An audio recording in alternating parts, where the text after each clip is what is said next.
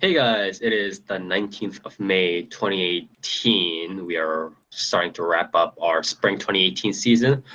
And as usual, we are 4Player Animecast. I am your host, Spire, and I bring with me all my compatriots, Nier, Hey, hello. Dark, Hey, and Toast. Compatriots means we're all in the same country. It has the word patriot in it. One of us is not in this country. Wait, what? shit, gotcha. we got a Canadian, clearly. Yeah, Just too much healthcare. yeah, Just too Spire. much healthcare for the Stop rest You of being- us can't, you to can't sustain. dox him. Can't kick me out, dude. I got rainbow socks. Shit. Anyways, Nier, what have you been up to these past 2 weeks? I've been continuing to realize how shit this season is. Have you been maybe exploring other forms of media? Nah, who needs Nah. that? What no, actually- games have you actually, been it was- playing in here? He couldn't play any of the new and cool Japanese visual novels because they're all banned by Yeah, Steam. they're all banned. Have Steam you comes to tried your house and Mutiny? breaks It's your only kneecap. $1. You try to buy them. Actually, I'm But, okay. I've gone back to reading. Wow. I picked Blame back up, Mhm. and Who's to blame for you reading Blame? how about you shut up? And I picked up. I started rereading Helsing again for like the fourth time, I think. It's You know, good. Helsing's only like 2 arcs. Now that I think about it. Yeah, it's pretty short, but it's good. But I forget what else I was reading. Some stupid name. But yeah, this season sucks, man. Stupid name? You mean your Yeah. name? Or Why you Oh, gotta that play- reminds me of Makia and Your Name are both getting the what is it, like the English screenings in like that London thing, right? Or I did get it like a week ago or something. Where did you go to the London screening? Yeah, road trip. He swam there. Actually, it was pretty cool. Hitchhiked. Yeah. Anyways, thank you, Nier, and you'll be covering a pretty big series coming up this Apparently. podcast. Apparently, I watched Yes. it. But apparently, I'm covering it. Yes. Okay, so next up, Dark. What have you been up to? For the past like 5 days, I've been almost, well, not almost nonstop. Like after going to the gym, I've just been grinding PSO2, and it's killing me inside. What the heck are you grinding? I'm trying to get the 14 stars. There's like thousands of them dropping for people, except for me. Everyone in our team is like, "Oh, I have 5," and I'm like, "I have fucking none." I have 2. I'm on like hour 30. Okay. All right. This is What- fucking what- ridiculous. What are you grinding? New map? Yeah. That's where it drops. Okay. Who'd have thought PSO2? I actually play it when there's content. Other than that, shows wise, I picked up last period and dropped it. Within 2 episodes. Who's your favorite Mario brother, by the way? Waluigi, dude? You know Good he's one. technically not Wario's brother. He's just some guy that Wario picked up. Whatever, man. Anyway, Yeah, okay. what was I saying? I feel like I'm having a fucking stroke. Mostly What else did I PS do? Yeah. PSO2, pick up some new stuff. Yeah, Like you PSO2, last period, picked up, dropped it. It's not very good. There's another show that I dropped. Yeah, I dropped Frank's for now. Probably pick that up again when it's done. Been keeping up with pretty much everything else. That's about it. Okay. And Toast. Hello. Oh, you guys know that there was a Strange Journey remake? Yeah. You know, That's the Persona spin-off, right? Shin Megami Tensei, the spin-off of the Persona series. Mhm. Yeah, one of them was a pretty cool DS game called Strange Journey, and then they made a remake called Redux for the 3DS. It's pretty cool. There's some new check and new dungeon and Okay. extended ending something. Some stuff. All Yeah. right. As for me, I've been kind What of have you been up to, Spire? Thank you for reiterating. I've been kind of, I don't know, putting my jars in a lot of, or putting my jars in a lot of fingers. You mean Have I you mean been putting my putting your fingers in a lot of Have you- fingers in a lot of different jars. Yes, or pies. Would be Spire, the exact. Spire the jar fingers over here. Yes, jar. You've been dipping your It's fingers not- it's into not like many scissorhands, it's sinister just like- soups. Yes. But yeah, so I've been kind of. Well, there's been some real life stuff, but obviously, in terms of trying to keep up, I've been kind of thinking about, I've been kind of dipping in and out of the visual novel backlog, trying to start up some stuff, but nah. Have you They heard the go through. newest hoopla about your favorite visual novels? Which one? Did you know Mutiny is $1 on Steam? All right. Anyways, I've been watching some Tada-kun and Sandy Kanojo, or Real Girl as it's English. 3D Kanojo. You have to be more precise. More English. Yes. Sorry. It's like the people who say Boku no Hero Academia versus My Hero Academia versus Sorry. Yeah. Hero Yeah, Aka. I apologize. That's my bad. I should have. Hero baby. I should have appealed to all of the people that watch Thundercats Roar. But anyways, But dude, don't worry. It'll be here. It'll be here. It's here somewhere. It might be at the end. but anyways, I've been doing that. I've been doing my usual. I've been doing my sort of light novel runs. What It's have been you been pretty- reading, Spire?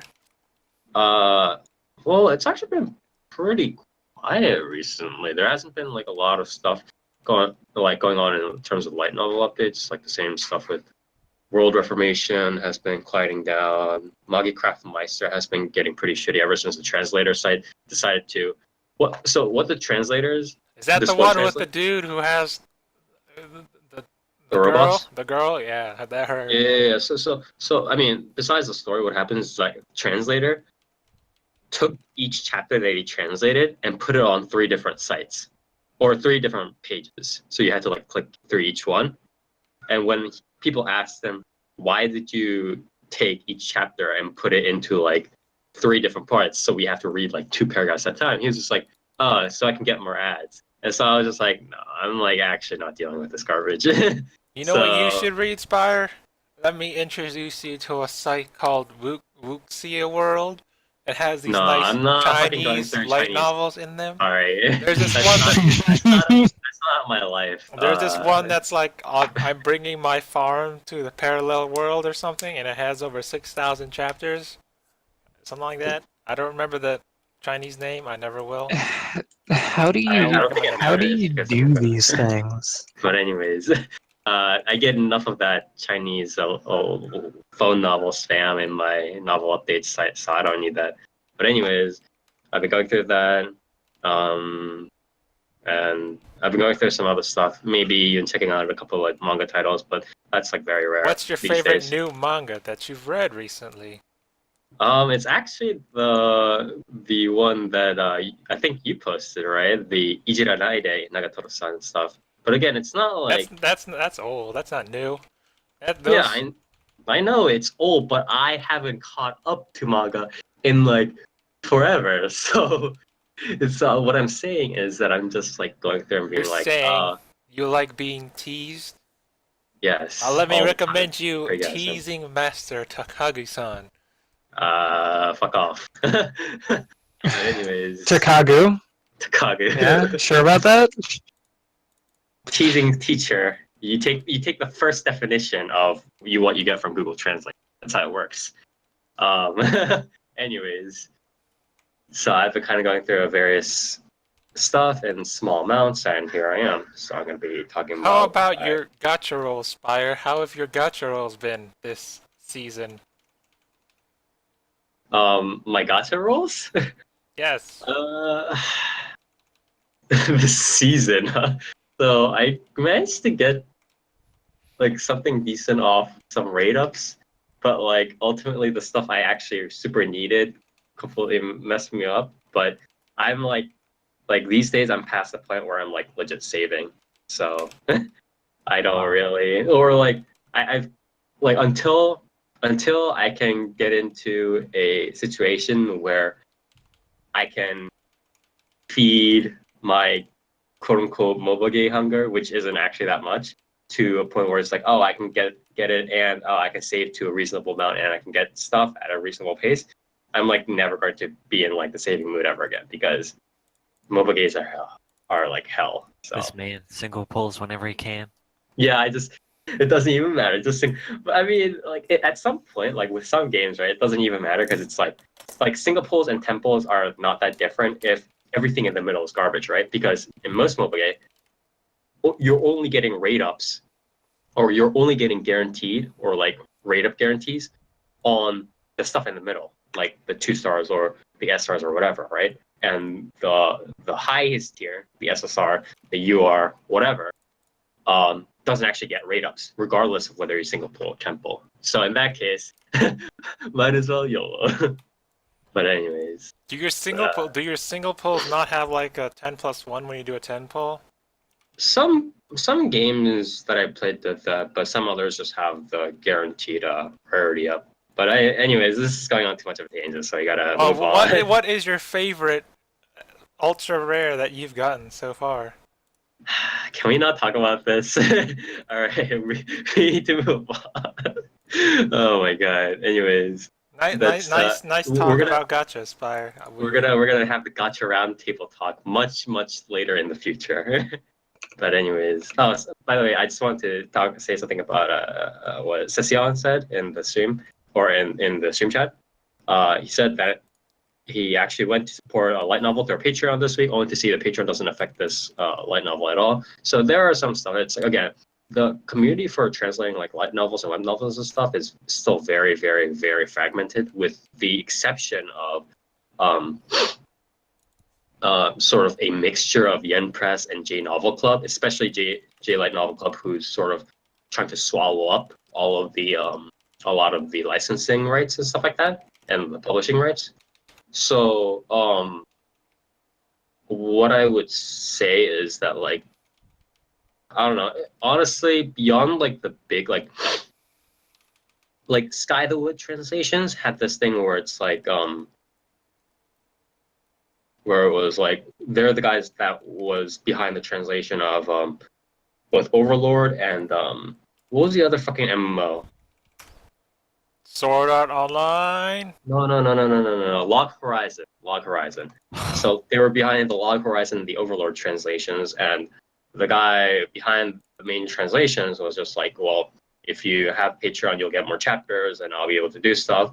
But a lot of times these Patreons for these translating things are more just like, oh, they're kind of like donations, like side kind of stuff. So it's kind of funky right now, but hopefully things will become a little bit more streamlined or mainstream in the future. So you'd have to watch out for that, honestly. But Spire, what about the ones like a White Cloud Pavilion that directly have a contract with Chinese publishers?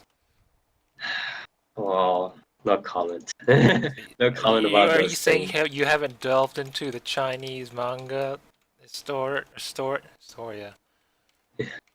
Anyways, so we're moving on. I'm going to ignore Toast, and we're going to move on to the first series that we're going to cover. And I'm going to be heading the discussion for 3D Kanojo, or 3D Kanojo, or Real Girl, as it is known in English. So Is it More Real like Girl because 3D she's like some sort of robot, like the movie Isn't it? Mannequin? Isn't that just the subtitle of it though? is Isn't it? it like? Yeah, Oh, it is. I think it's Okay, it 3D Kanojo Real Girl. No, Really? in English, it's just called Real Girl, and then in Oh, Japanese, it's called wow. 3D Kanojo, and the subtitle is, as you said, Real Girl. So that's Wow, why. It's just like Resident Evil 7. That's like Shingeki no Kyojin, Attack on Titan. Attack But on yeah. Eotan. Anyways, basic premise is the MC, also known as Setsui Hikari, is he's in high school. He's an otaku. Wow, just like me. he's probably been bullied sometimes. He's like antisocial, but then there's an aloof, like sort of gyaru, like showy, quote unquote, real girl, Iroha, who has these rumors, like she's gone out and dated a lot of guys, she's all about, just going out and enjoying herself, stuff like that. And then they get, intermingled with each other through a series of events. The girl finds out that the MC is really nice, although he's like a solo taco on the outside, blah, blah, blah, all this crap, the usual stuff. And then the MC finds out that the girl is like also super kind and, she's a nice girl. And the rumors about, all the other bullshit is like false, et cetera, and all this. And it becomes a regular intermediate paced, or medium paced rather, would be the correct term, medium paced romance, mild comedy, mostly romance series. Medium pace, so there's like a thin paste and a thick paste. Yes, all like interlaced with each other, kind of like a paste lasagna. But anyways, it's made by Hoods Entertainment. I don't know who this is. They like helped with a lot of in-between stuff. Are they Chinese? Oh god, they did the OVA for Akisora. Nice. My favorite Chinese manga. Anyways, they did also Plays for Outer Memory, Drifters, Fantasist Doll, Hansu Torash, Horisanta Miyamura-kun. Oh, they actually did Kaorare, or If Her Flag Breaks. That's the one where it was like, it started off innocent, like, haha, there's a flag above your head, and then it delved into really deep, like, It went into like Kabbalah multiple stuff? universe kind of stuff. Yeah. Yeah, it went into this like weird multiple universe kind of bullshit, and that one went bad really quick when they did that.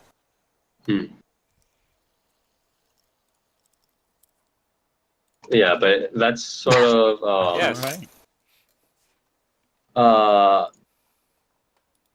But yeah, that's sort of how it goes, the general stuff. Oh, what was I gonna say? Yeah, so that's a studio. I mean, they've been kind of doing a lot of in-between, but they've also kind of made some, I want to say tier 1.5, tier 2 stuff a lot of times.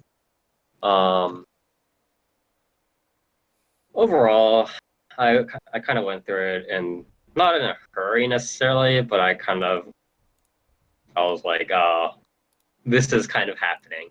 So I know Dark has also seen it. He's actually the one that recommended me to go through it, obviously, as was heard in previous episodes. And my impression is that this is sort of,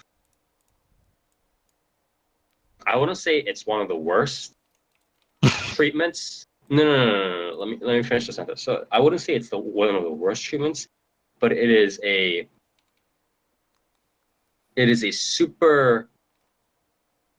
an extremely bad treatment of characters to advance the storyline rather than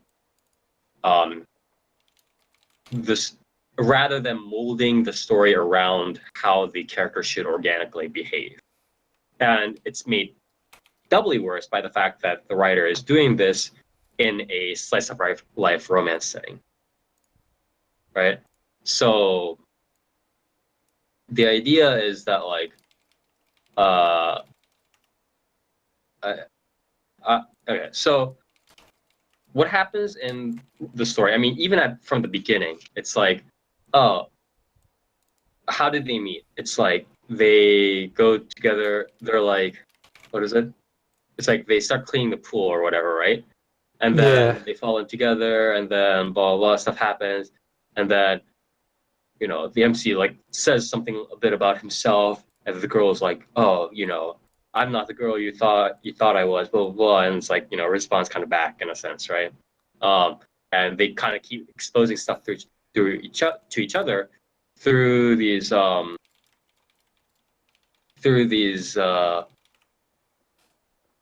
what is it? Through these like random sort of events that kind of happen throughout the series, or throughout the episode, or throughout the season. But the issue is is that they are so like it's so obviously regularly paced, and the way it happens, it's like it's so obvious that it's pushing towards some sort of additional exposition or additional development or whatever it is, and that's really annoying. I don't know. I don't really know what to say about it other than that. It's like, oh, well, um, what is it? It's like, oh, the story's slowing down. Okay, well, we'll show the scene about the girl getting pulled away by this angry, obnoxious high school guy, and then the MC has to come in like a hero and save the day, or like, oh, not much is happening in the story. Well, we'll pop in some like jealousy episodes where it's like there's some small misunderstanding, and these things happen. And a lot of the slower things, a lot of the slower interactions in the series do happen in real life. But the very like mechanical pacing of how it happens from episode to episode, and the way the storylines are like the events are thrown in before the introspection and the retrospection of the thinking, right? It's not like the character, usually the way that things happen in the anime is like the events happen, like some development based event happens, some sort of catalyst event happens, and then the kids think about it, and then they go into development or exposition or whatever they do. It's never usually like, oh, I'm thinking about this thing, and then because they were thinking about this thing and doing these things, some event happens, and then after the event happens, they all come back together and do something or talk about it or whatever. It's never like that, which kind of annoys me. But overall, it's very obvious that the writer is just kind of like throwing out story points, throwing out story landmarks out there, and not really caring about the characters and how they grow, and it's bugging me a lot. But yeah, what do you think, Dark? I only watched one episode because I hated it so much. I thought it was like real bad, and like Well, what specifically for you? all the characterization and the dialogue I thought was like fucking silly and not good. Like the main heroine is just it's like so slapped together, where the main heroine just like she'll just be saying shit and she'll just like drop something. Yeah, like they're cleaning the pool and she's just like, "What are you, virgin? You fucking pussy?" And I'm just like, "Shit, dude." But then like her character completely changes within 2 minutes, like. Yeah. And that's the part that I don't like. It's like at least have her be pretty damn consistent in how she is. The thing is, it's like, I mean, even like radical changes like that could happen, or like people could like callously say something at first and then kind of change, quote unquote, radically on from an outside perspective. But in this case, a lot of it seems like it's happening because the series needs to advance, which is not the point of a story, right? The point of a story is not to advance the story, right? Yeah, it's like, oh, they're at the pool, and it's the first time, so she's gonna be like a fucking bitch to him. Yeah. And he's gonna be like an asshole. Yeah. All right, 5 minutes later, then the hallway scene happens, and he's like, "I gotta be the hero." Yeah, exactly. And then all of a sudden, like 5 minutes later, she's like nice to him. I'm like, man, yeah. Can we have like a character that's like somewhat consistent in that, like that doesn't change instantly with one event?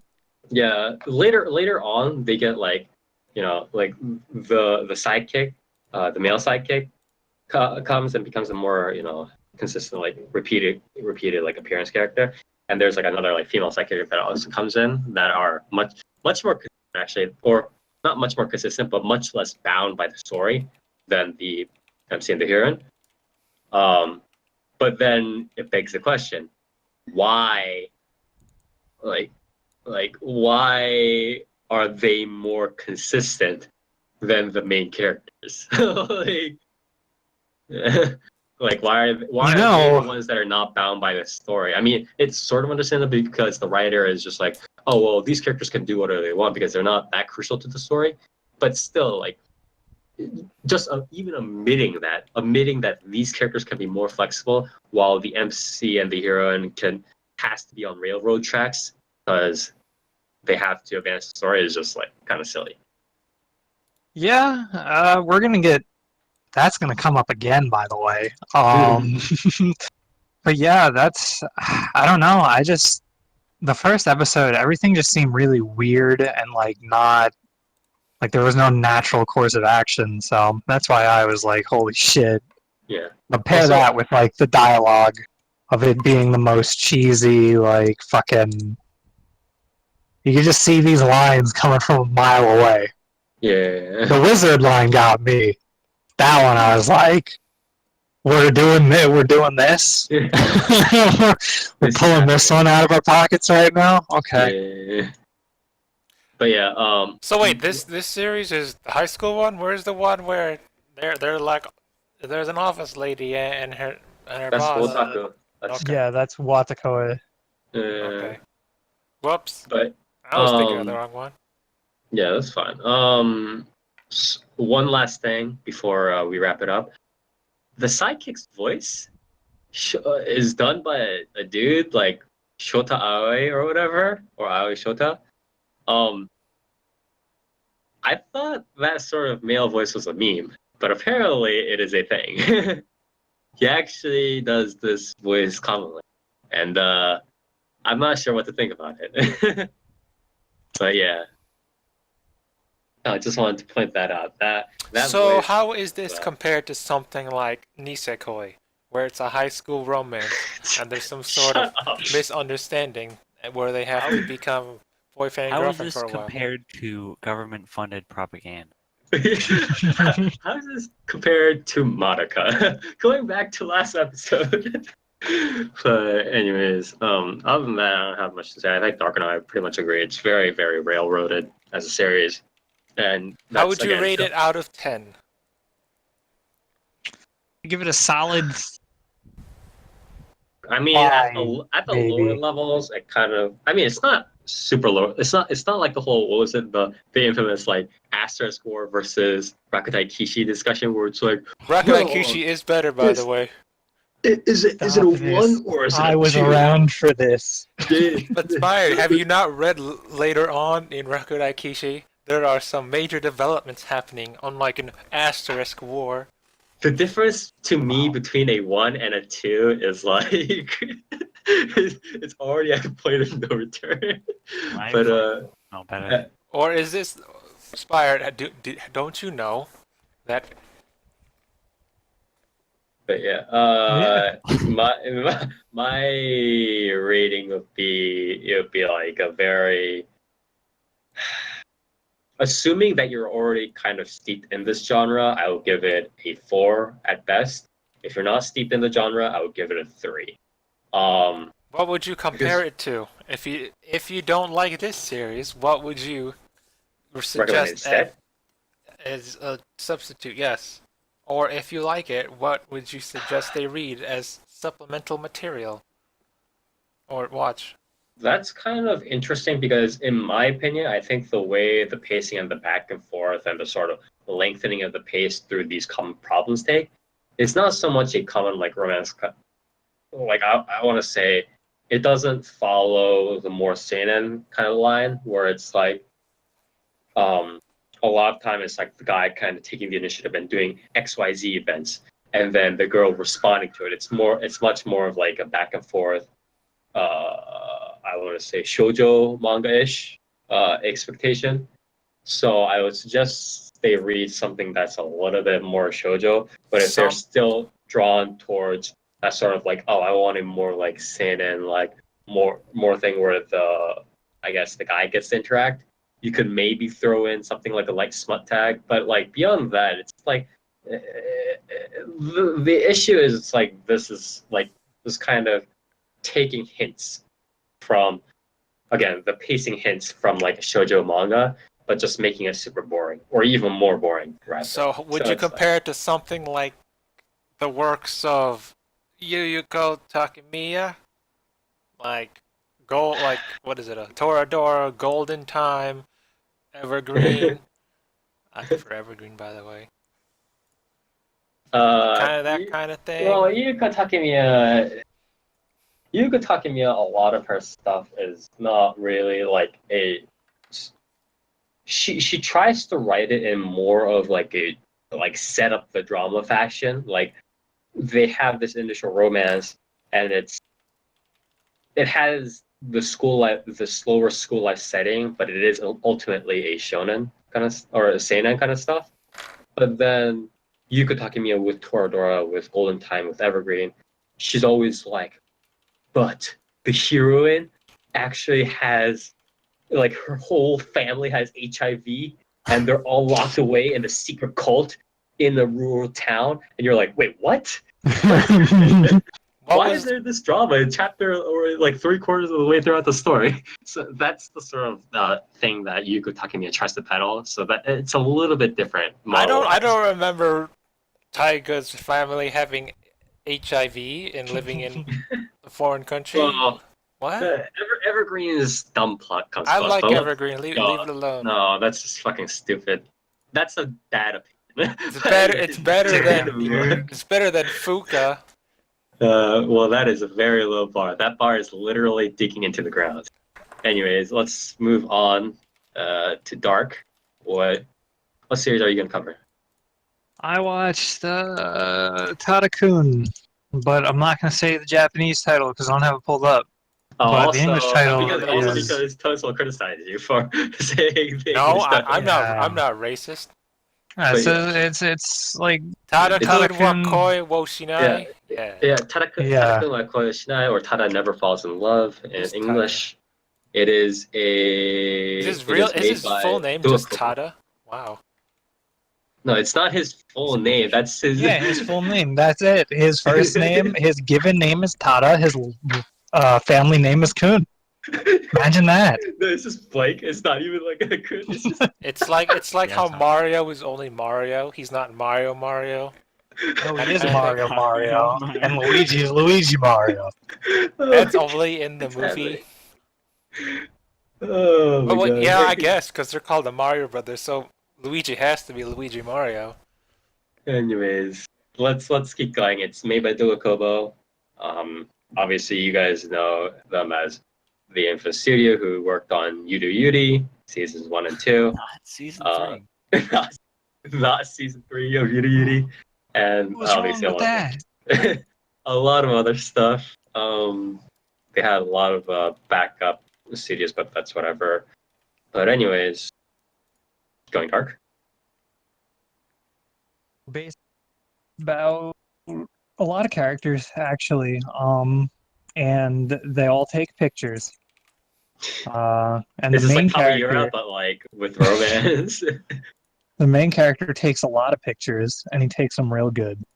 Nice. But anyway, while he's taking pictures one day, a foreign exchange student shows up, and she is like really obsessed with the Japanese culture or like Japanese things that pertain to an old like period piece show she used to watch called Rainbow Shogun. Do you know what Um, I'm Googling right now? I'm Googling official language of Luxembourg. Isn't it Luxembourgian? It's apparently so. It's French is probably the most popular, and then it's the quote unquote real official language is like Luxembourgish. I was apparently. right. But most people speak a mixture of French and German. Apparently. What Anyways, go on. what about Slav language? That's Yeah. not you're the same read. we haven't quite advanced anime so far as to get Slavs in it yet, unfortunately. Oh my god. But I Anyways. hope that one day we can get an Adidas tracksuit.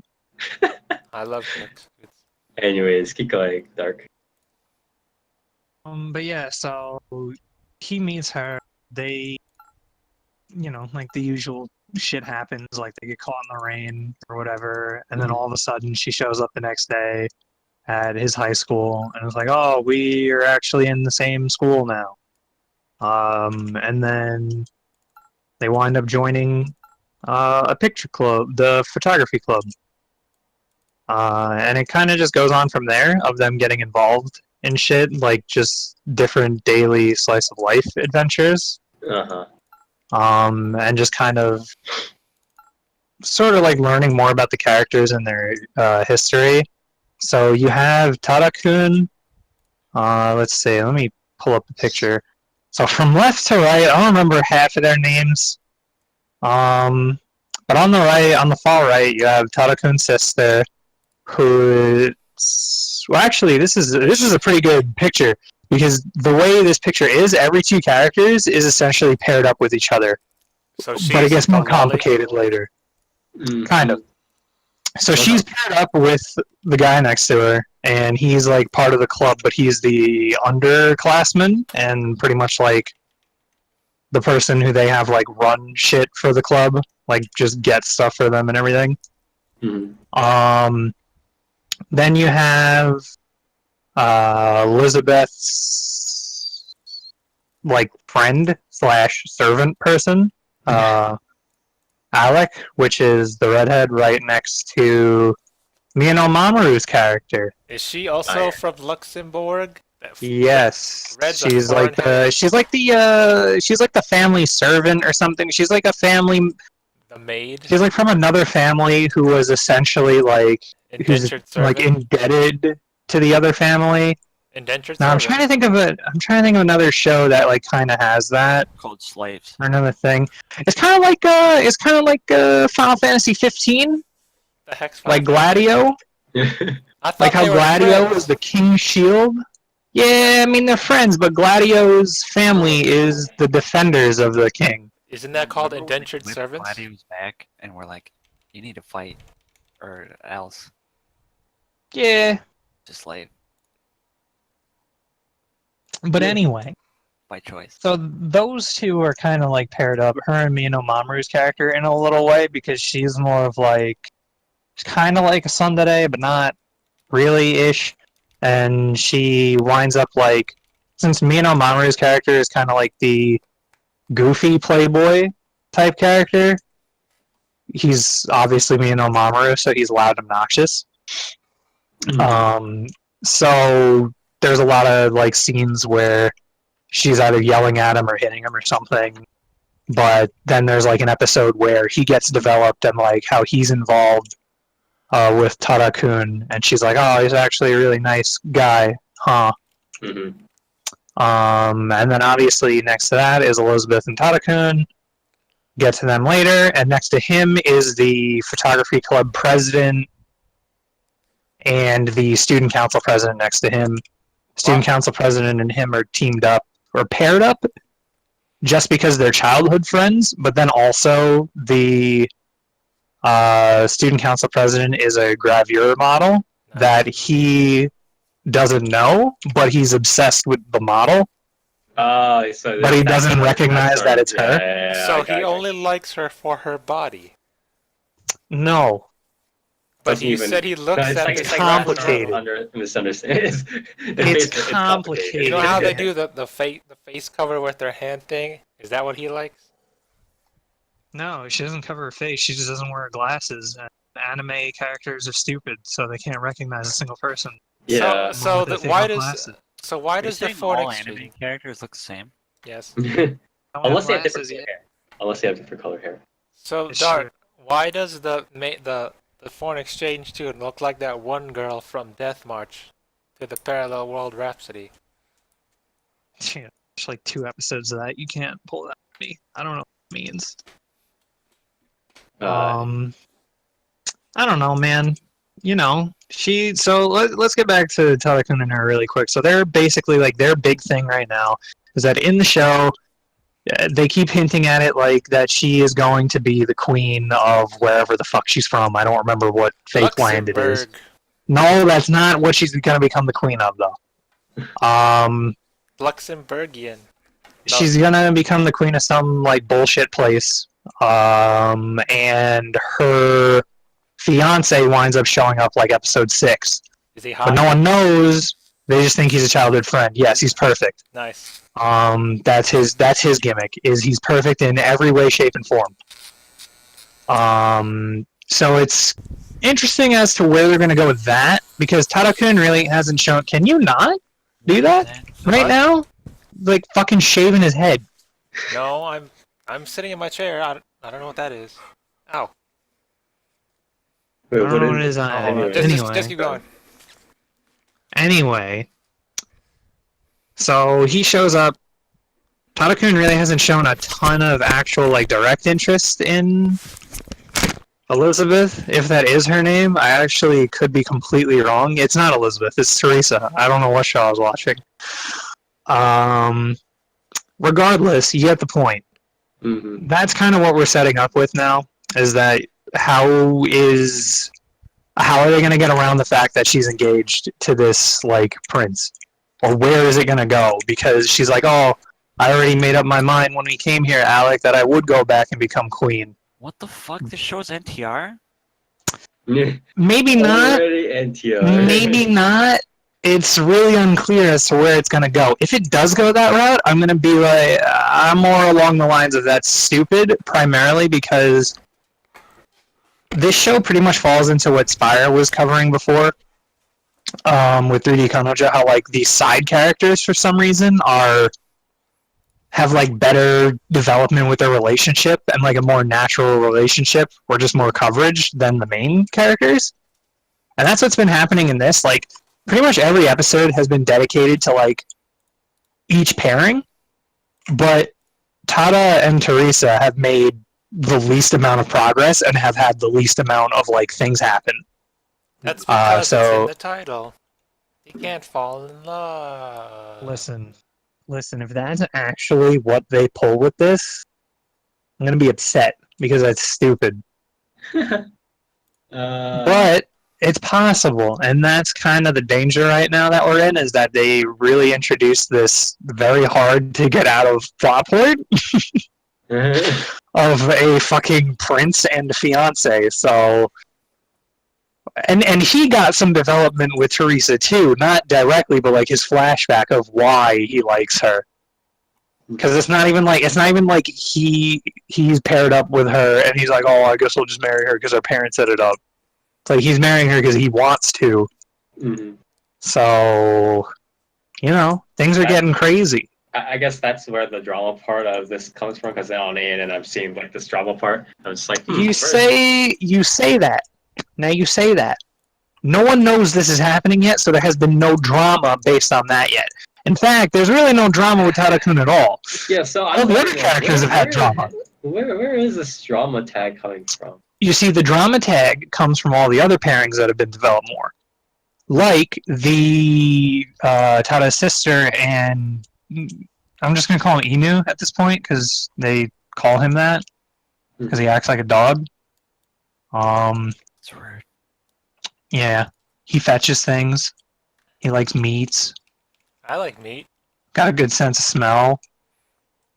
But anyway. So like their episode, like their major drama was that like they're looking for Tada and his sister's cat, and when they find the cat, it winds up being at this older friend's house, and the Inu guy was in love with her and still has feelings for her, and he winds up telling the sister that because he doesn't really see her as anything, and they're kind of in the same position where he's younger than her, so she only saw him as a little brother. And Tada's sister is younger than him, and he's friends with her brother, so he doesn't really see her as a romantic interest either. Right. And like that was kind of where her drama came in. And then you also have the drama of the vice president, or no, not the vice president, the student council president, hiding the fact that she's a gravure model with the photography club president, even though that she likes him and he pretty much likes her at this point. So it's like some really fucked up like love And that space either monsters come in and they confess to everybody, and now nobody knows who's who. And Look, one of them has to fall in love we're with not Space even Monster. taking it yet, as it gets worse. And the reason why he gets a little worse is because at this point, between Teresa, her friend Alec, between those two, it's like getting real hard to tell who likes who at this point. Because Alec is being paired up with Miyano Mamoru's character, essentially. But it's... I like how the character is called Miyano Mamoru's character. I don't remember what his name is, dude. And it's just Miyano Mamoru. He's like fucking yelling and shit. Yeah, exactly. Like I heard the first time you opened, dude, like you can't not tell when. So, like they're getting paired up, but when Charles, Teresa's fiance, shows up, it's kind of like she's in love with Charles or something, but she can't be with him because she's just the family of like the servant family, essentially. Right. So it's like but since she's being paired up essentially with Mino Mamoru's character, it's like, well, where does that go then? Because you can't have her get paired up with Charles. She has to be paired up with Mino Mamoru's character. So basically, it's like, if what's on the screen right now is what winds up being the final pairs, then that's it. Like, Charles just gets fucked and has to go back to Luxembourg or whatever. But it's really unclear as to what they're going for with those three, essentially. So Teresa, and it's kind of unclear as to whether Teresa actually likes Charles or not. It seems like they're at least friends, but it might just be what they might pull is they might be leading up to the like sort of inverse where she sees him as like an older brother rather than like a fiance, and whereas then she goes with Tada-kun after that. So yeah, it's unclear. Can I ask something a little bit more general in terms of like how they cover? So it's like, so you said that at the beginning, or when you were starting to cover this series, that it goes through these sorts of like slice of life episodes every episode. But then obviously there are all these other things going on in terms of like the romantic attractions. So how exactly do they divvy up? Is there like a slice of life episode and then sort of like a drama episode, or do they have slice of life at the front loading slice of life into the hints of drama near the end of the episode? Like that's standard practice, or what happens? It's more like start slice of life. Those situations get into a slight romantic situation. Then the drama comes in a bit, and then it usually ends with a bit of drama, maybe some resolution. Okay. And usually what it's been doing is it's like maybe 1 or 2 episodes for each pair. Usually pretty episodic and not in order all the time. The pair to get the least amount of development was Miyano Mamoru and Alec, because the only thing that really happened with them was there was an episode where Miyano Mamoru's character puts on like a yearly event where he's like a really good cook because his family owns a restaurant or something, and so he'll cook for everyone and they'll do like games and stuff and they'll go out. And the reason why he does it was because it's the anniversary of Tada-kun's parents' deaths. Okay. So he did it when he's been doing it since they were in like grade school to try and cheer him up, even though Tada-kun was like, you don't need to. Wow, what a but he does it anyway. Yeah, and that was pretty much the only development that they got out of him and Alec at that point. She was like, wow, he's an annoying fucking guy, but I guess he's okay. So anyways, okay, so it's gonna be interesting to see where this all goes. What a colorful cast. Any last words on the overall series? I guess like if you want to give it a rating, you can, but there's Who really is your favorite character? Who's my favorite? I kind of like the student council president. I think her pairing with the photography president is pretty good. Oh yeah, the photography president, his gimmick is that he's a pervert, but also stupid, but also not stupid. Something like that. So mean. Like he does dumb shit. So he's basically just a spurt. But their pairing is pretty good. You can't really choose like favorite character Right. because without the pairing, really wouldn't it's more be centered that around much. the pairing than the introspections of the individual characters. Yeah. Okay. Oh, there was also, there was also an episode completely from the cat's point of view, That's right. and Is that like an interlude kind of thing? Yeah. no, it's the entire episode. That's pretty cool. All of episode 3 is from the cat's point of view, and I forget who the voice actor is for the cat because it's not listed, but it's the same guy who did the narration for Camp. If you remember who that is, but I don't. No, I don't. Wait. Yeah, no, I don't. I think I know what you're talking about, but Yeah, he's got a pretty deep voice. Yeah. But, it could be. I'm gonna take a shot in the wild, and because I don't remember the tone of the voice. It could be Nakata Joji or something like that, but no, it's Otsuka Akio. Didn't he do fuck? What did he? God, I know this person, but it's like fuck. I'm clicking him on Mall right now. Oh, I've seen this man before. Yeah. Oh, he was the old guy in Alice to Zodiaco. Yeah, exactly. He does like the old people these days. Yeah. Anyways, keep going. Yeah, so that's pretty good. He's also a writer in Fate. Mhm. Which So Fate? yeah. Well, Fate Zero. Yeah. So what's his name? Isn't I Fate don't Zero remember the his name. worst of the Fate series? Yeah, definitely, man. Real bad. Anyways, But yeah, I would rate Tada-kun at a could be very bad depending on the ending. Depending on where it goes, could be absolute trash. Is But as of right now, it's pretty good. It's not. It needed. I feel like it needed to buckle down more on how it was introducing these characters and everything and their romances. I think they did it best with the president and with the two club presidents, but I think after that it kind of got really messy, and it's kind of all over the place with like 3 of the characters, like I said. So it's kind of hard to see where it's gonna go. But if it goes, like what you should expect at this point, where the characters on the screen that were on the screen before whatever Toast did happened, if they are paired up as their pairings, then I would say it's pretty solid. I don't like giving numbers, so I would just say pretty solid. Definitely better than 3D Kanojo no matter what happens, though. So.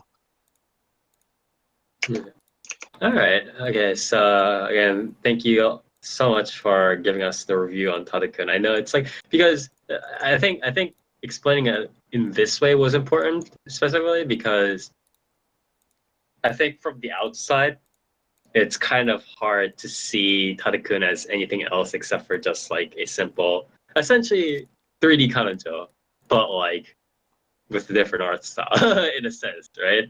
It's kind of hard to see if it's anything different from that from the outside, but it seems like it could definitely go places if the writers make it, I guess, more decently.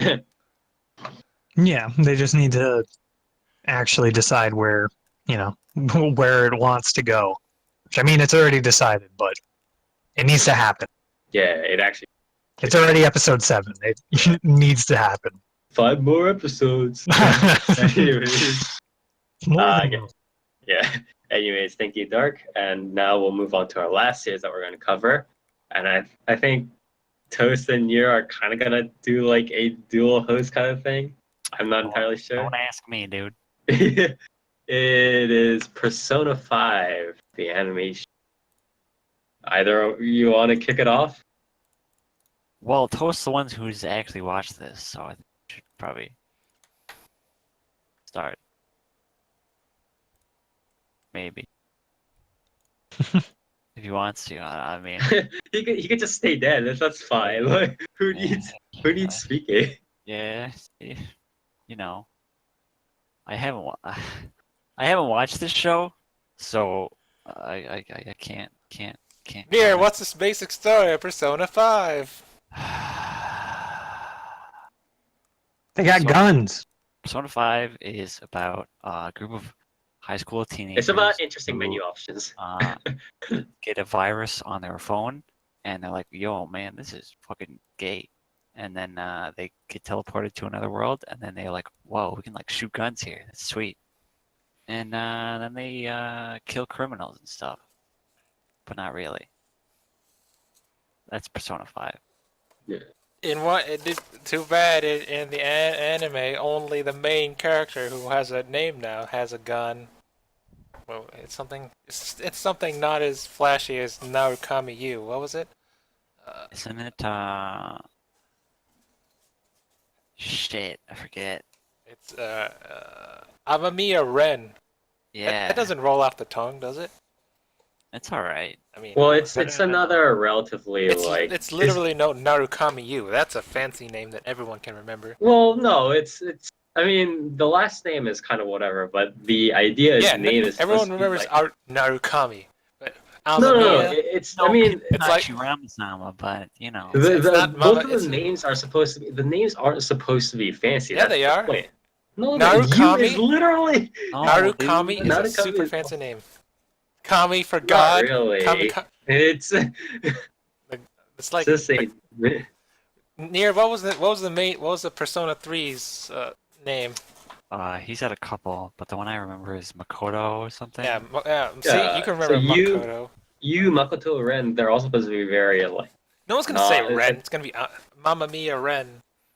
Mamma mia. Mamma Mia. Why do you think I had the The Luigi idea pictures up? is- The Mamma idea is Mia, supposed to these be it's fancy the same like John, James, stuff like that. It's supposed to be very like whatever, so you can like self-insert or do whatever the fuck you want. No, it's not. He has an official name now. You can't self-insert anymore, Spire. That's Just not how it because works. they have an official. Since Persona 4, when they gave that guy a name, he's no Oh longer my a God. self-insert. He's a real Post- character. Are you saying naming a main character you is not like generic at all? It's like how No, you it makes him human. The moment he got that name, he became human. it's like how you named A the real guy in Strange person. Journey Tada no Hitonari. Or what was the name that I gave to the guy in Fate Extra? Kishinami Hakuno. Yeah. Yeah. But now that they What have about- real names, you cannot self-insert anymore. That's the law. Yeah, you can. They're like blank slate characters. Not They in have, like, no anime. personality. They have personalities now. Anyway, Wow. what were we talking about? I don't even know. Persona 5. Oh, yeah, Persona 5, the animation. Ow. As you know, the Persona 5 cutscenes in anime cutscenes in the game were made by Production ID. You can hear your keyboard, by the way, dog. God damn it. But, It's just automatic gain control. but this anime is made by Cloverworks. You guys know who Cloverworks are, right? Yeah, it's A1 Pictures. They're the ones who've made such anime such as Darling and the Franks. Yeah, they're best known for Darling in the Franks.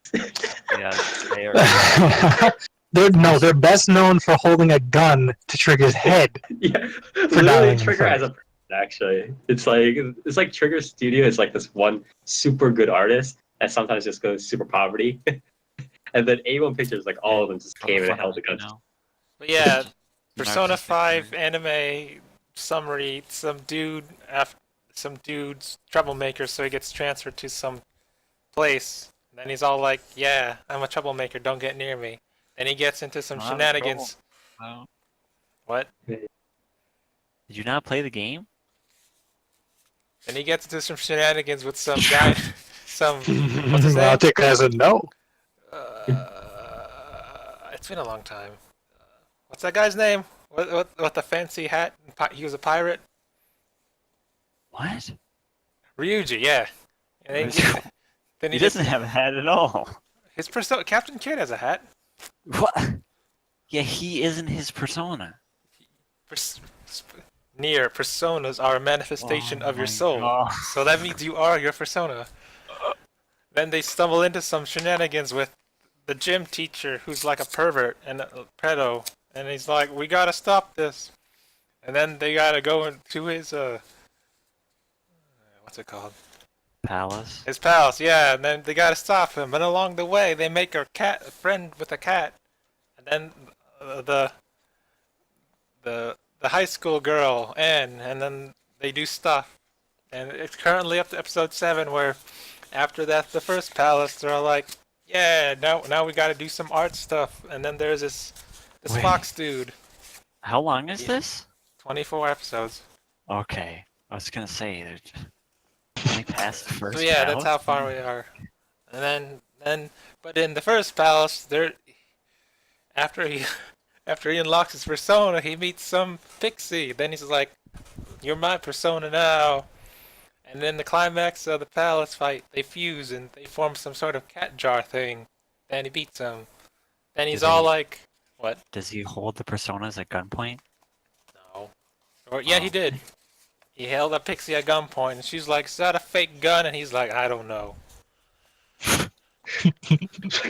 What a fun- Alright. I'm so glad Toast is describing this because I haven't played yet, so none of this is a spoiler because None I of this can't fucking actually make is sense of relevant. anything. Yeah, none of this actually is relevant to whatever it is. So yeah, the reason why they go into the palace is to steal people's hearts because they're the phantom thieves of hearts.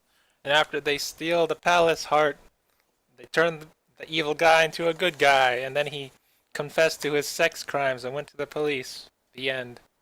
And that's probably what they're going to do to this art guy. That's my episode 1 through So- 7 synopsis. Did you play the game? Kinda. I'm not done yet. These games take too long. Like I have over 110 hours in Strange Journey. I haven't beaten it yet. Yeah, but how far have you gotten in Persona? Far enough. That doesn't answer my Fi- question. Doesn't Final seem dungeon. like you did. Final dungeon. Okay. I like to grind way before, so I'm stuck there because I feel like it. And then I forgot. Then I played Survive. Uh-huh. Anyway, what was I talking about? Persona 5, the anime. Oh yeah.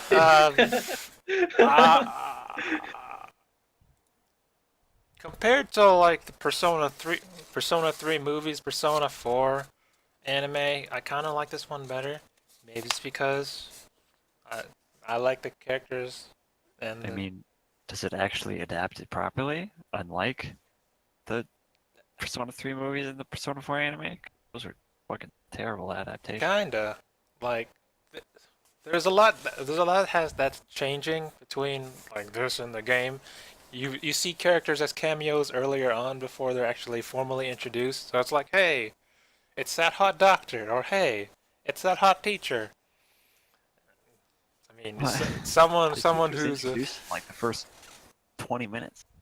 someone who's more well versed in the game will immediately be able to point out these small Easter eggs, but otherwise, so far it's pretty on par. Truncation, of course, because you got to do these things, and there's a lot of differences. What? Like, It took them 7 episodes to get through the first palace. Are they doing like any of the like main party social links? they're not called social links in the anime; they just hang out. And like, Who's the canon relationship? Well, of course they're not gonna say social link in. they did, they did in Persona 4. Yeah, Like, they social did. link up thing. But that's because the Persona 4 anime was much more gamey second time. But, Yeah, it's mostly we haven't had too much time with like in episode 7 we just got introduced to the what to the photographer lady because she's snooping around the art guy's house, and it's like, hey, we're formally introducing, and it's like, okay, that's how it goes in the game. yeah, there you go, it's just like the game. Wow, it's like they have something to But base the pacing off. if I remember, it opens up mostly after you get your main cast-ish, and we're not done with our main cast-ish, so they're speeding along towards main story before they do their side plot stuff. Like, you know what I'm saying? I mean, I do. I just don't think they're. I don't know. At a pace of 7 episodes per palace, that's not a lot of It time. took 4 for- though. It's 4, Right. and then like the build up, because 6, 7, and then probably 8 will be the finale. So that's 2 palaces down. I don't know. Anyway, Sounds whack. it's all right. I personally like it more than like Persona 4. Probably because First or second one? first one. Probably because the main character has a bit more personality than Narukami Yu did. He was like, he was the funny man of the series when he actually talked, and it's like, haha. But Ren's not like that. He's the cool dude. Wow. Looking cool, Joker. How are the audio visuals? Because the only thing I ever saw, Are the really bad in betweens? yeah, They're where fine. people were like, "Oh my god, Persona 4 or Persona 5, the anime looks so shit. What Like, the hell?" You can tell they were trying very hard to mimic the anime or the game. That's what they did with 3 and 4. So I can't say not too bad. And of course they're using the battle songs and OST in there. I don't like their you know the part where you do the what's it called? The all-out attack? That's kind of subpar compared to the game. It's not as flashy. Wow. I mean, they're trying to mimic it, but I can't blame them for that. They don't exactly have time to spend hours on one keyframe of all-out attack. Yeah. Can't be quite as flashy. What's that cat jar persona thing? I don't remember. Like in the I don't fight remember. after It's like the third persona you get in the game, though. the boss fight with the guy's shadow. He fused in his mind. He fused what's that? Lupin, Arsene, and Pixie together to make the cat jar, and that's how he beat the first dungeon.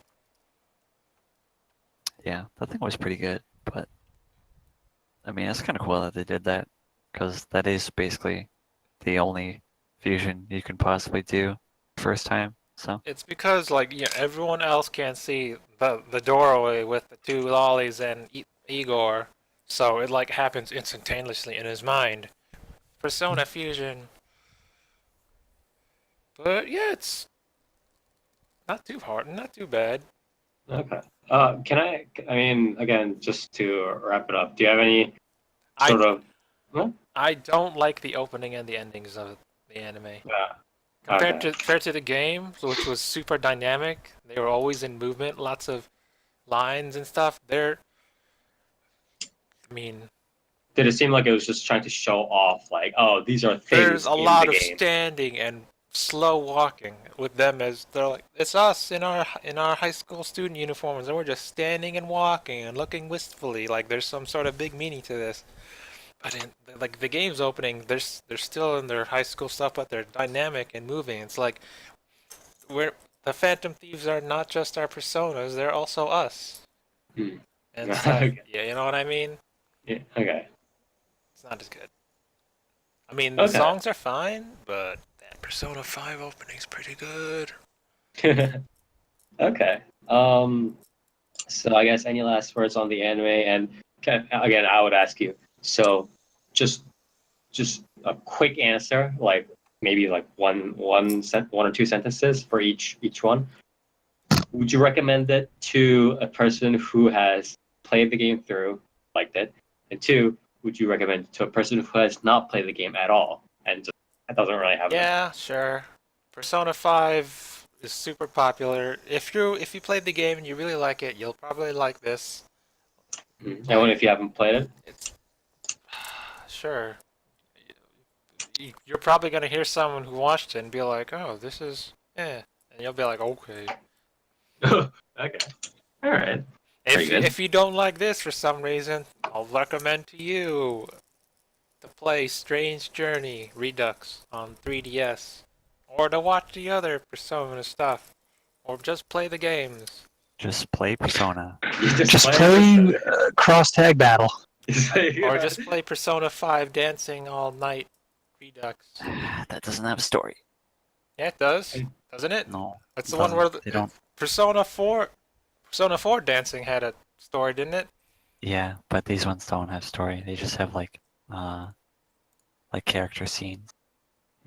Yeah, like what Session says, if you want a 12-hour anime and not an 80-hour game, go for it. That's kind of. But didn't Persona 4 have 2 seasons? Yeah, it had Persona. Yeah. It had Persona 4 the animation, and then it had Persona 4 Golden. Golden, yeah, exactly. Golden was basically treated as it was very self-aware, and it was basically New Game Plus, and like you knew like pretty much all of the events that were happening. It's pretty neat. So just wait for Persona 5 Red, Rouge edition. Yeah, with female protagonists. Female protagonist Amamiya Renko. All right. Anyways, thank you, Toast and Nier, for helping cover Persona 5 the animation. Good job, Nier. I knew I could trust you with this. Yeah, I didn't do anything, but I. Yeah. Anyways, with that, we'll wrap it up. We'll have a couple more. Series to cover next podcast, and then after that, it'll be the preview one because that'll be when all of the anime are wrapping up, and we're going to be heading into the summer season. So yeah, watch out for that. We're going to be going straight into news and as well as shoutouts and callouts. All right. So a lot of the relevant news these past 2 weeks have been more around just company stuff. First off, on the Western Front, Digital Manga Incorporated announced last week that it's merging its ebook retail website eManga with its physical book retail site Akadot. The eManga Twitter account announced on Monday that the new merged site will launch on Tuesday. Now here's the kicker. Digital Manga asks that customers back up their previous digital purchases because it cannot guarantee that your account library will transfer. The company further announced via email newsletter that all titles listed as quote-unquote streaming only will transfer to the new site, but will not be automatically added to user libraries. Sounds like a shit deal. Yeah. What the fuck is that? Good stuff. This is exactly why.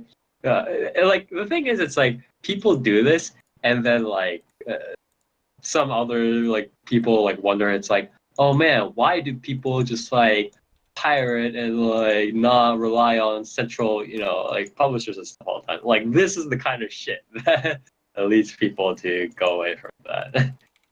And anyways, good luck to those customers who had already bought under that. Next on the Japanese front, IG Port, the parent company of animation studios, Production IG, which Studio Zebeck, Signal MD, and publisher Matt Garden, an internet servicer is working with internet service provider NTT Plala in terms of a new capital partnership on Monday that aims to produce new content. As part of the partnership, NTT Plala acquired 4.98% of IG Port's outstanding shares. The partnership involves plans for new original anime as well as anime aimed at smartphones. The partnership is also eyeing the planning, production, and distribution of virtual reality, augmented reality, and mixed reality video content. It's very interesting. Obviously, IG Port, the umbrella company, has its fingers in a lot of jars, as comes to saying again. But it's very evident not only with Production IG, what they do with Production IG, alongside with Signal MD Publishing and Matt Gardner Witt, who do a lot of stuff for tablets and smartphones. But the fact that NTT Plala is also jumping into it is a very interesting sign. So we'll see if they're going to go into a lot more experimental stuff, or if the ISP is just going to mainly help them produce new anime or much more new content for their tablet and smartphone and whatever stuff. So is IG Port related to Production IG somehow, or are they just stealing the name? What the fuck? Are you retarded or something? Dude, is Instagram related to Production IG?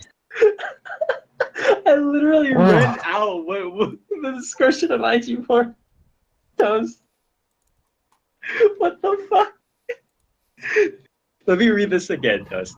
IG Port, the parent company of animation studios, production IG, with seriously being single Just making sure, because there was that one incident last time with Doraemon and the Chinese people. You have to make sure. I don't think IG Port is a Chinese company, Tuss. Oh, I think if it was a random Chinese knockoff company, the Japanese ISP would not have cooperated so easily with them. But anyways, hopefully IG Port tries out some more interesting new experimental projects, and then we'll be able to see them kind of under the name of Production IG and Zebek as well, and that'll be pretty interesting. So watch out for that. And the other sort of Japanese company news is that TV Tokyo is establishing a new licensed business division as part of reorganization on June 27th. The division will focus on managing the licenses of TV Tokyo properties, as well as increasing revenue from licensing, particularly revenues from streaming and foreign business. So that's pretty interesting because obviously they kind of have seen some of the other examples, right? It's like a lot of the animation studios and stuff like that. Their actual animation stuff is a lot of times in the red, while their licensing, re-airing or rebroadcasting and stuff, they're the ones that are just actually making the profits. So it's going to be interesting. But obviously they also need plenty of properties that actually work on, that actually have the licensing, right? So we'll see how that works out. Next piece of this is going to be kind of interesting. Entertainment news website Variety reported on Friday that Constantine Films' Hollywood live-action film adaptation of Capcom's Monster Hunter action game franchise will feature Mila Jovovich. The film is budgeted at around $60 million and will shoot in and around Cape Town in South Africa. The film will start production in September. Constantine Film said that it is in the final stages of negotiation to partner with quote-unquote a big company in Japan and another in China. Japanese and Chinese companies each will take equity in the project. Constantine Film is otherwise funding the film itself. So it's the project will Martin Moskowitz, chairman of the executive board of Constantine Film, said at Cannes that Constantine Film is planning the project as a film series, adding, "We are in the business of brand creation." Impact Pictures describes the film. This is a premise. For every monster, there is a hero. An ordinary man in a dead-end job discovers that he is actually the descendant of an ancient hero. The world to train to become a monster hunter before the mythical creatures from that world destroy ours. So it's an isekai. Is that at least going to be like Tom Hardy? No, you just shoot a Rathalos. You ever just shoot a Rathalos with a handgun? No. This is kind You of shoot it with a tank or artillery or anything with a large shell. It's gonna die. Those things die to bow guns, dude. Just lead him into the LA area and then have him die at the California. I Just lead him under a building in LA. I see what Just they're lead doing. him under a building in LA, and then knock over the building. They're trying to Pacific Rim this, Feed him avocado toast. where the monsters, the kaijus, are coming in from a different dimension instead of living in the kaiju dimension. It's like, What if the big bad is Grey Juggernaut? Monster Hunter monsters aren't nearly as threatening as massive fucking kaijus in Pacific Rim. Yeah, that's It's just a Rathalos. they're definitely trying to do that with this, and it's like I bet it's an ordinary Japanese citizen, Mia Jovovich, who has to. No, it's discover a guy. It's a dude. It's gonna be Mila Jovovich training the dude to be Mia the Jovovich's husband, the producer, who's the ordinary hero who lives in Japan, who finds out he's the descendant of a legendary monster hunter, and has to train with giant swords that weigh like 500 kilograms in order to slay them. This is like Dragon Ball Evolution meets Pacific Rim. I can't wait for him to head slide over a Rathalos then. Anyways, throw sunglasses at him. yeah. Anyways, so I guess good luck. I don't have any hopes for this, especially if they're coming to our world at all. I wish luck to it just to see how salty people. I wish no luck, but I can't wait to see it. What I'm very curious about is how the Japanese audience will react to this. Didn't they really like the Resident Evil movies? I mean, I don't know. China did because China eats up anything because they've no fucking taste. They'll eat Yeah. up anything with special effects. If you But, want a good movie like reviews, you appeal to the China crowd. That's where all the money is. I mean, Yeah, the reviews don't matter. You I'll just just watch it. Yeah. you just have to put fancy special effects in your movie. They'll Yeah. eat that shit up. That's why Warcraft made so much goddamn money. Listen, Warcraft was an amazing movie. Cinematic masterpiece. Okay. Yeah, and I'm sure the millions and millions and millions and millions of people that went to see that movie in China have all played Warcraft and are totally familiar with everything in that movie. Listen, Totally, I was pretty big in China. totally, we're not just watching that movie because it had $1 million special effects. Anyways, we'll see how this project goes. Moving on to the next. Yes, What do you moving think on is to the next what do you piece of think is gonna news. do better? Battle Angel, Alita, Alita? Or I Monster keep Hunter. forgetting that's real. Probably Monster Hunter, right? I want to Like, fucking die, dude. No, it's probably gonna be Alita because what's his name on that? James Cameron. Cameron's doing that, yeah. Yeah, that'll do better for sure. is it like Christoph Waltz a narrator in that or something? It's like I don't super know. weird. Like I don't know what's The going problem on. with Battle Angel Alita is I don't even The know. eyes. I don't even know if James Cameron's name can overcome people's immediate disgust to Alita's design. Yeah. Because like you watch that trailer and it's Those eyes, right? Like, yeah, it's actually like unsettling to just Yeah, look it at. is. Like I don't know how many people are gonna pay to see that just Uh-huh. because James Cameron's name is on it. Yeah. But anyways, we'll see how that goes. Next piece of news. The Otaku Coin Preparation Committee, or OCPC, released a concept paper for its Otaku Coin cryptocurrency on May 9th. The paper reveals that the committee is seeking to issue coin this summer or fall, and a voting platform is slated for 2019. The committee plans to issue 100 billion Otaku coins at once, with no additional issuances later, and is also planning the release of a specialty wallet at the same time. Blah, blah, blah. It will not directly sell Otaku coin at launch to raise funds. Of the issued coins, this is the important part. 61% will be "quote unquote" used for funding projects which will contribute to the development of otaku culture, or will be distributed to users at no cost. Tokyo Otaku Mode initially proposed the project in December, although the OCPC allegedly functions separately. OCPC currently plans to launch the tentatively titled Otaku Coin Fund as a "quote unquote" even more thoroughly decentralized organization before launching the coin. According to the concept paper, the goals of Otaku Coin are to allow fans to vote on or fund projects, eliminate foreign currency conversion fees, and implement a reward program for "quote unquote" otaku activities such as watching anime or purchasing official products. Otaku Coin holders will be given voting tokens to fund projects through the voting platform. The concept paper outlines a list of possible projects funding anime production, supporting content creators, and creating or expanding otaku shops and events.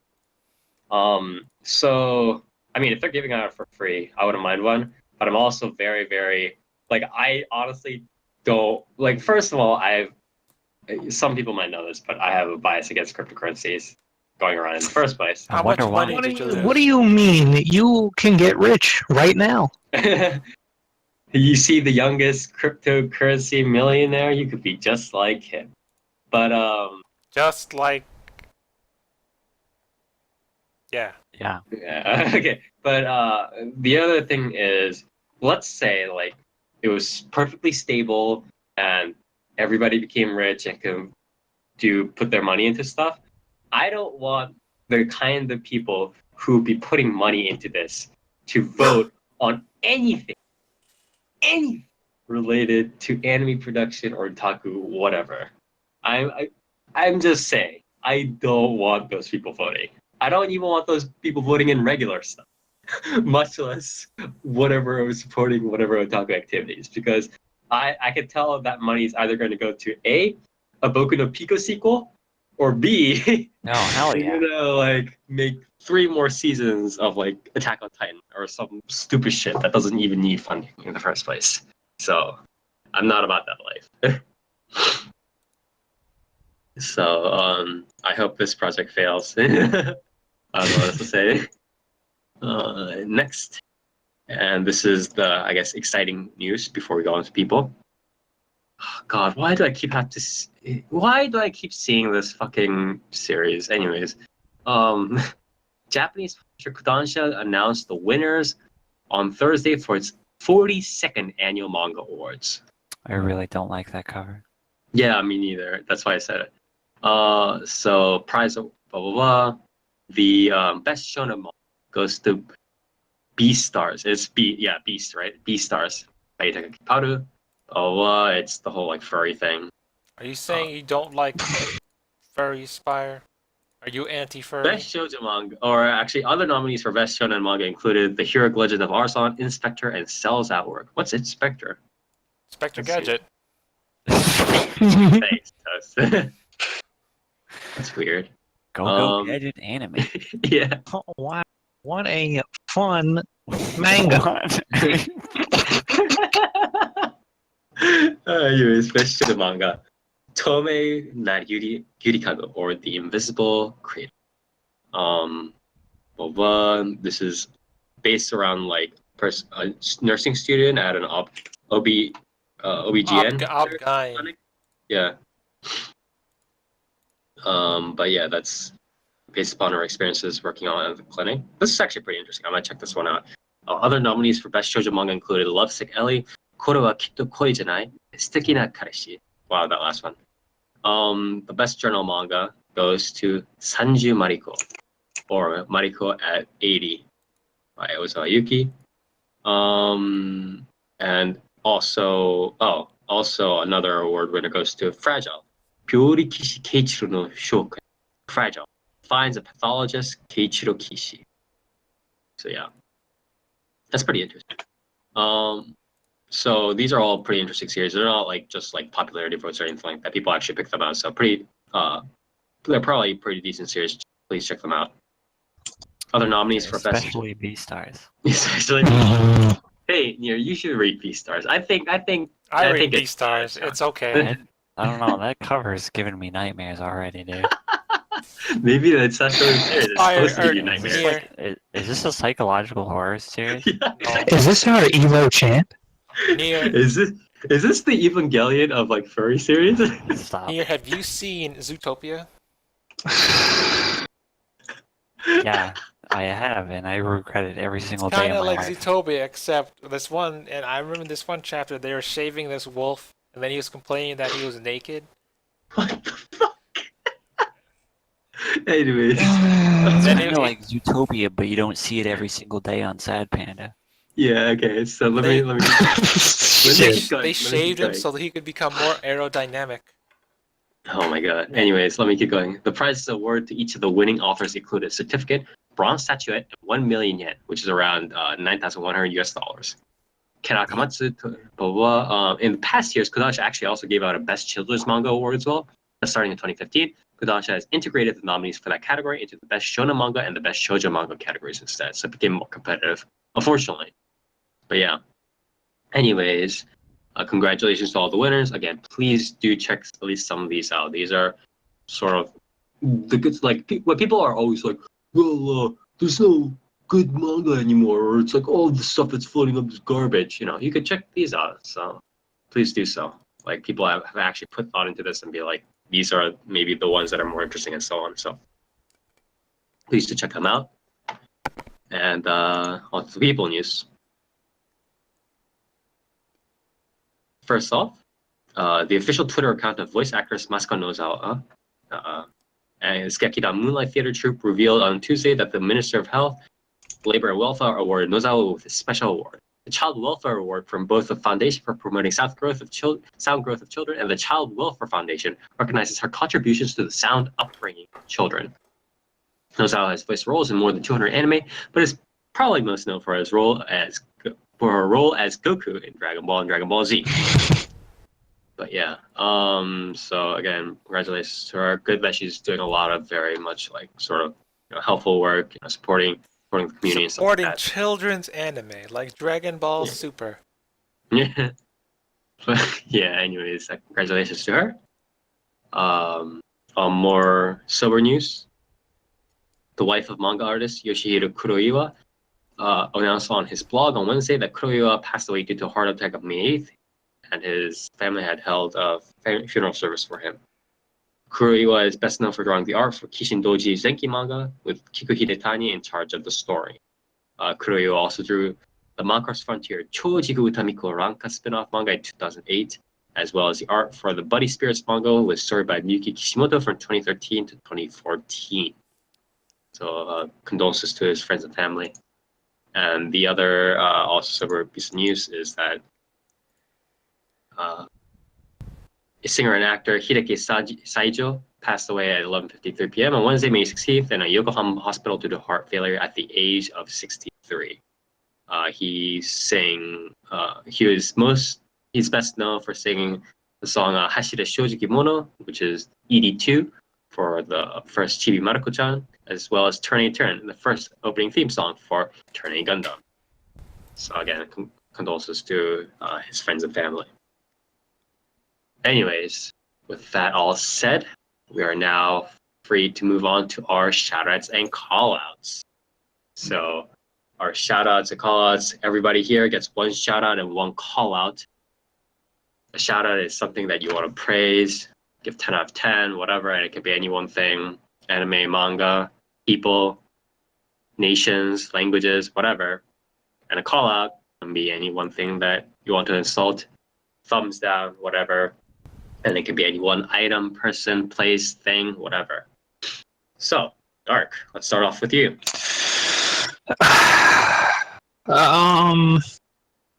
Here, you've got the call out, right?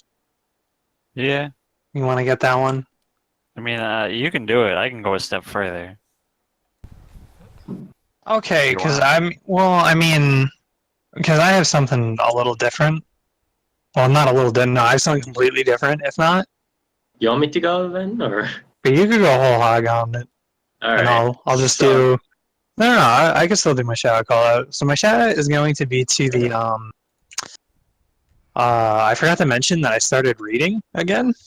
Oh Wow, shit! you Literacy. Like holy shit, dude! Right? Except What? don't worry, it's only a short, and it's the one that Toast linked with the annoying senpai. Nagatoro-san?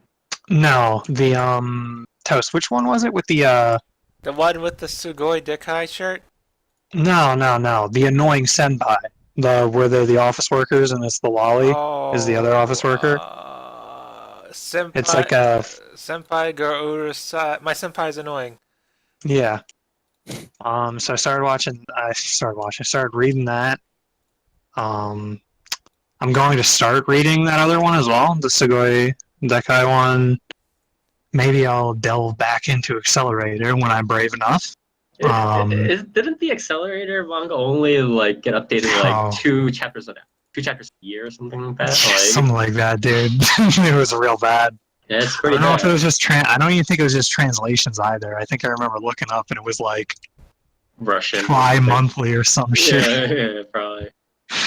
But so yeah, I started doing that in preparation for the new World of Warcraft book that's coming out. What does that have to do with World That seems of real Warcraft? good, dude. Because I gotta prepare myself for reading again, man. Yeah, he's got to build I up haven't his read in mental so long. fortitude. But yeah, so I started reading again. That's cool. New Warcraft book's coming out. That seems really, really awesome because a 90-page preview got posted to Amazon that had the major plot points. So I spoiled myself, so I'm ready for the expansion. But the book seems like it's going to be really, really good. Mhm. And the 90 pages that were put up were really well written. So I'm glad to see that. Shit, I forget what her name is, but the writer for that, who's now also, I think, one of the head writers at Blizzard for Warcraft, is doing real good work. Because when WoW gets good storylines, they're really, really good, especially its side content, like its audio dramas. So what looking does forward this to that. have to do with anime? Our shoutouts and callouts never have to do with anime. Let's do it. Yeah, pretty much. Anyways, Oh, they don't? Alright.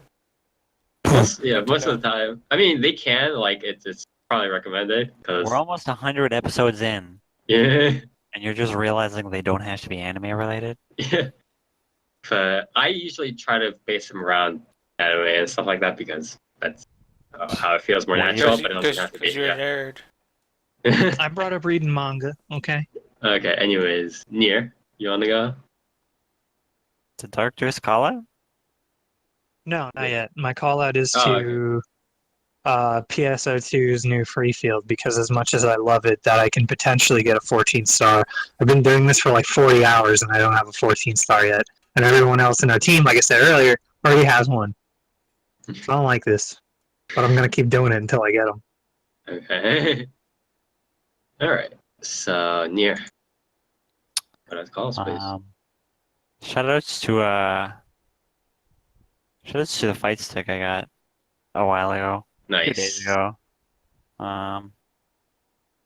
It's like relearning how to walk, dude. It's really hard, but Yeah, I would guess so. But I'm gonna stick with it, Yeah. and hopefully becomes natural. But Yeah. fun learning experience. Callouts to how do I phrase this? So Soy Dark, boys? so Dark was I assume was going to call out the Thundercats reboot Hmm. that was announced recently, and it looks fucking gay to say the least. It I also have kind of an opinion about that, but I don't think it's that much of a popular opinion. But I keep going. I mean, go for it, dude. But You lay out the groundwork for us here. I mean, I have a lot to say about stuff like this, right? Because The groundwork is already taking up like 2 stories worth of. so, like,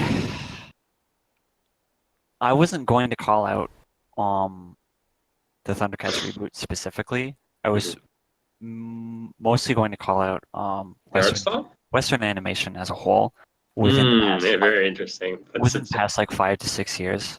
Okay. It's just gotten absolutely atrocious. It's gotten so low effort, so lazy, Well, so copy paste. It's the big thing is it's not devoid of originality. Yeah, the idea is that a lot of them are copying off into this like sort of reduced style, which like if it's like I don't know, I mean, okay, so this is not like part of my take. It's just like something I just thought of when you said that, but.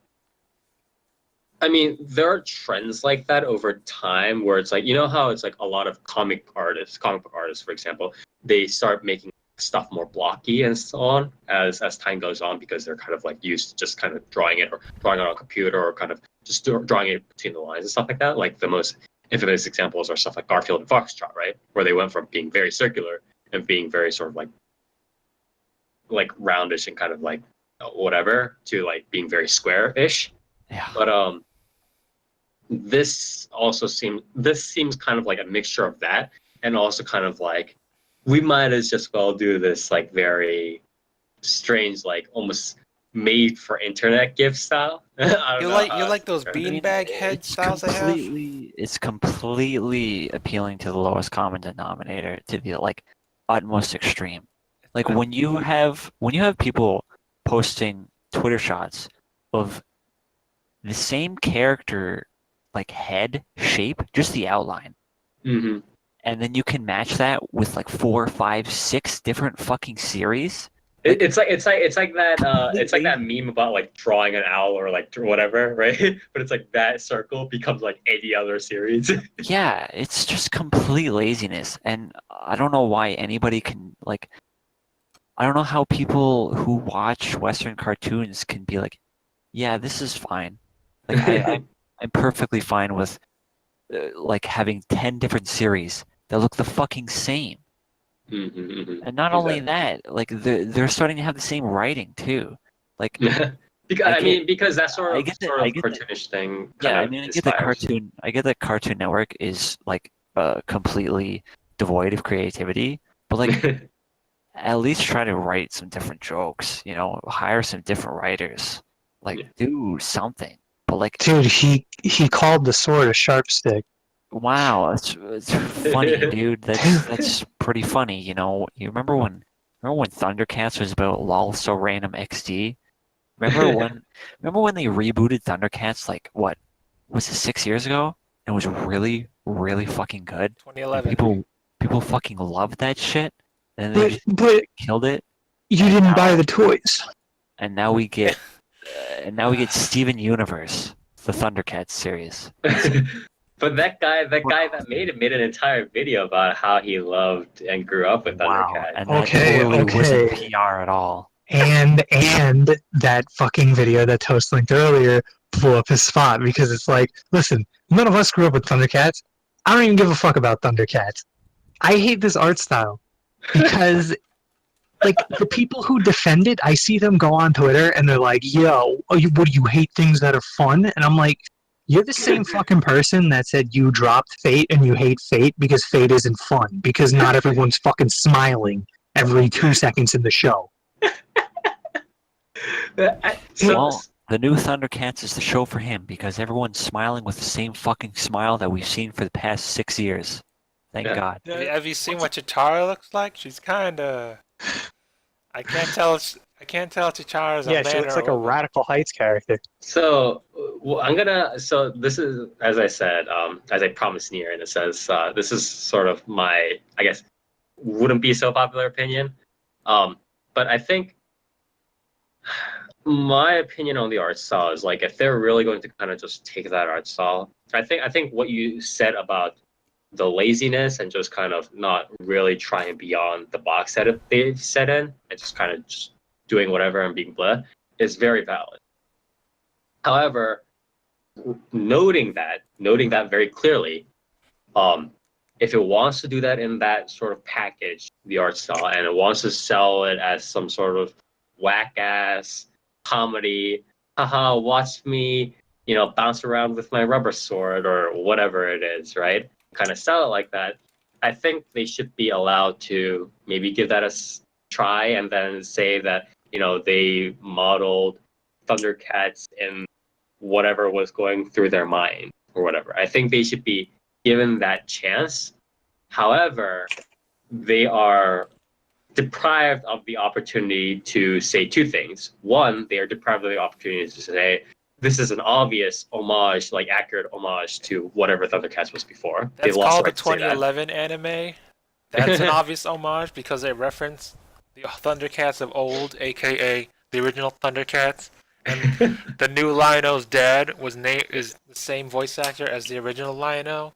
So And two, they lose the right to really be like, well, you should appreciate this because of some weird comedic shtick or whatever, unless it is top notch in what it sells in terms of like its comedic quality. It has to survive on its own. It can no longer rely on drawing on random Thundercats references or whatever to save itself. So I think it's back to. It's not going to rely on anything that Thundercats was. It's not going. I don't think it's going to even remotely attempt to be anything related to what Thundercats was. It's going to use the character names. Maybe that could work, but then they have lost the right to be like, well, this was an homage to Thundercats or whatever. They've also lost the right of saying, well, we're trying something new.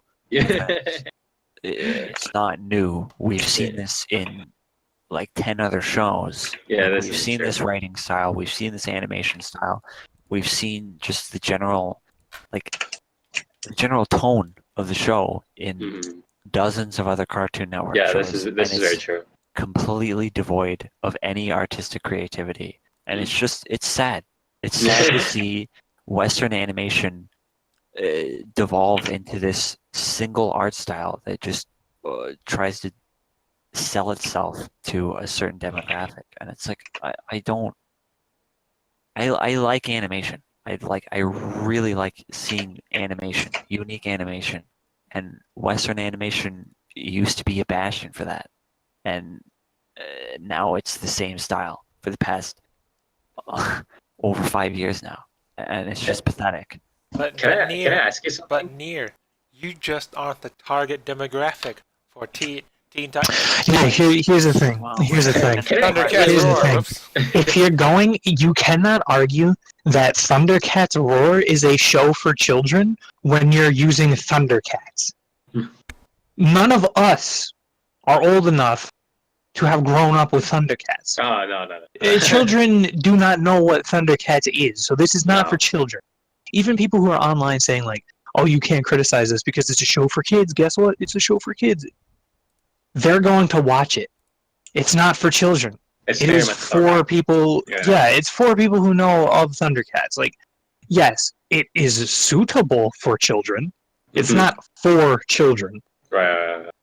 That is very true. And another thing is too is another argument being made is like, oh well, there's going to be action scenes, and the opening, they released the opening and it has this really smooth animation. The style lends itself to be smooth.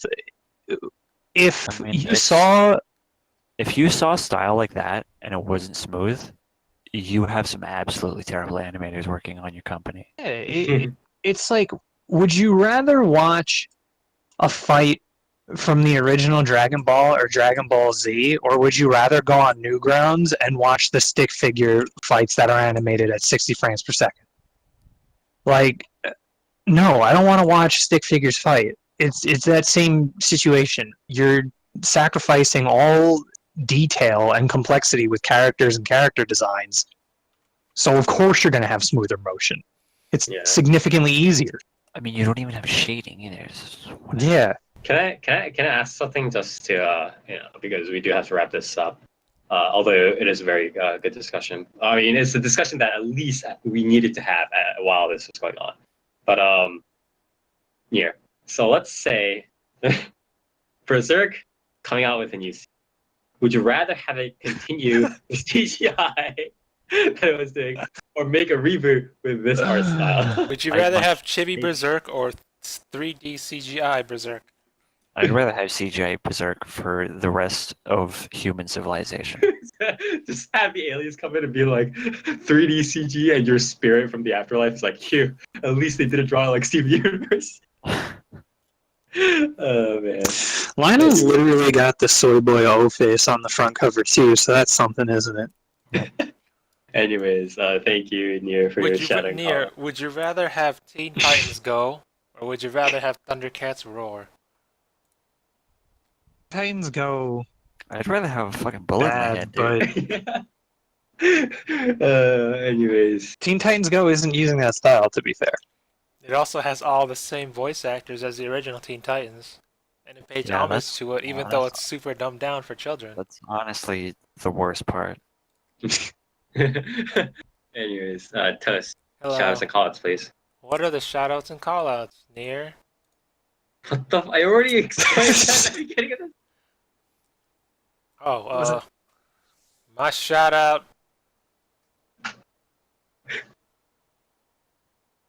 is to Shin Megami Tensei Strange Journey. You're pretty cool. I like your OS out of all the spin-offs Shin Megami Tensei games, because they're spin-offs to Persona. I actually like your OST the best. Yeah, you're cool. Okay, and your call out?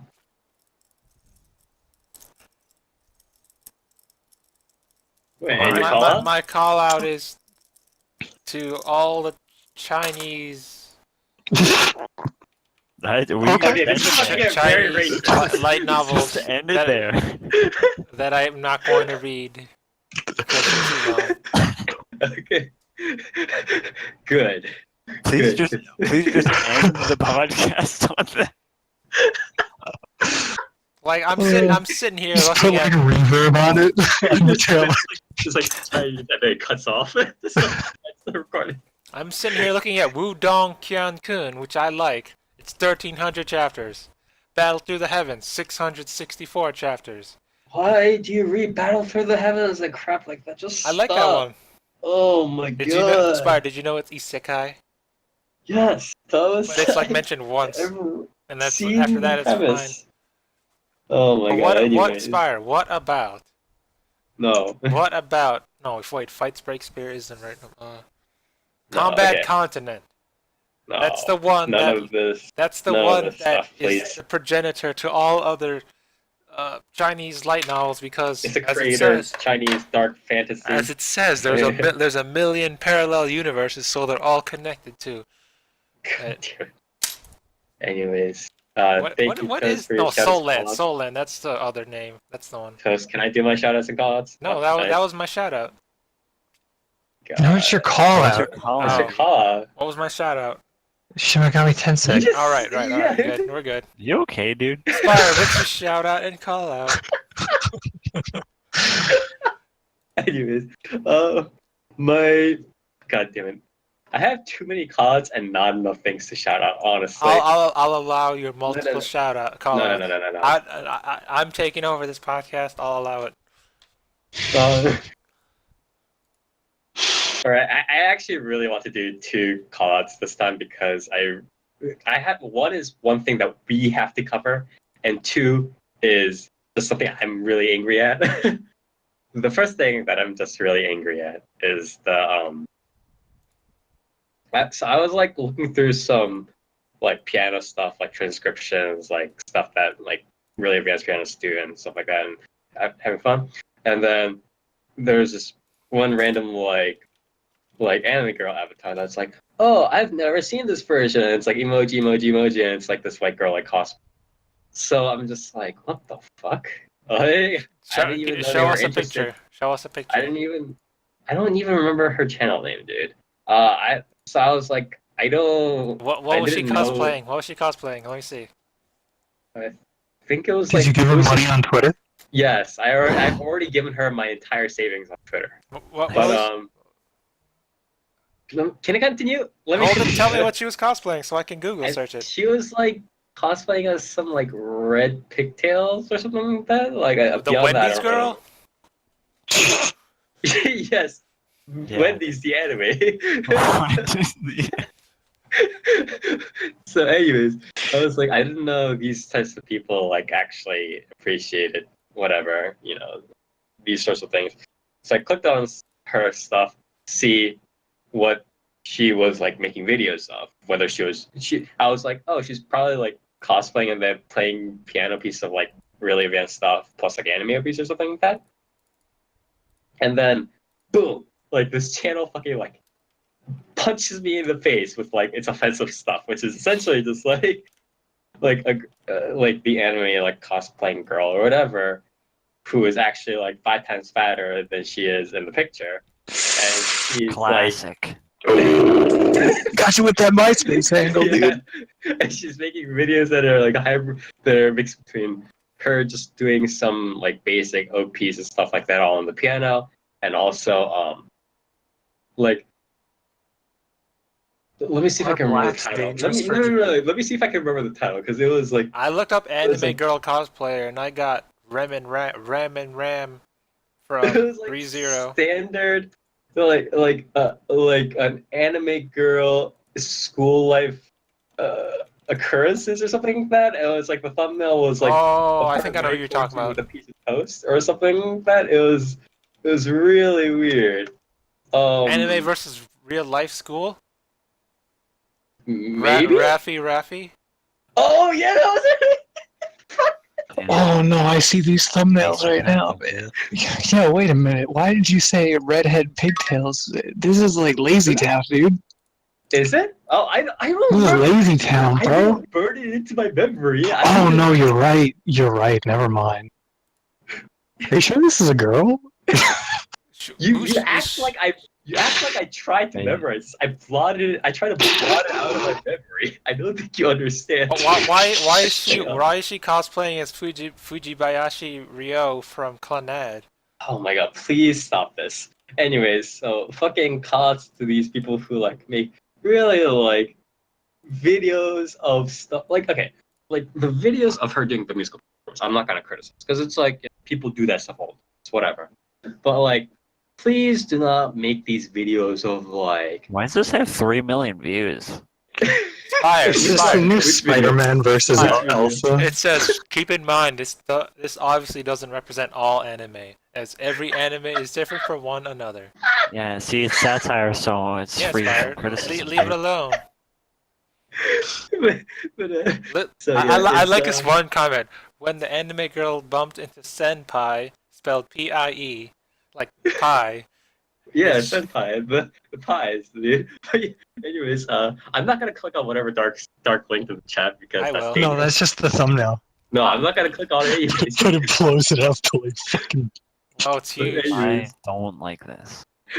Anyways, call out to people who make this sort of stuff, and also who try to like, if you're gonna make a deceiving photo, just like, why, just fucking, just make okay content. Like, just stop doing this Fire. shit, man. What if this? It has 3 Sorry. million views. This is okay content.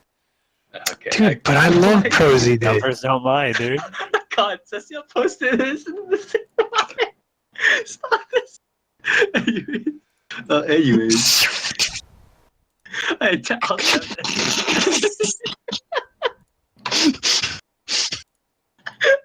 Anyways, my next call, we actually need to do this because it's like people. Spire, leave her alone. She has good No, no. taste. She likes Clannad. I'm not gonna out that. Okay, so the next call I want to do was a lot of visual novel makers or visual novel devs are getting kind of Western ones are getting slapped down on Steam for further review because Steam is trying to roll out a policy of like kind of erasing all these like 18 plus from the store, and apparently some people say that it's part of PayPal's thing, like PayPal pressured Steam to do it. It's not just PayPal. It's a lot of people.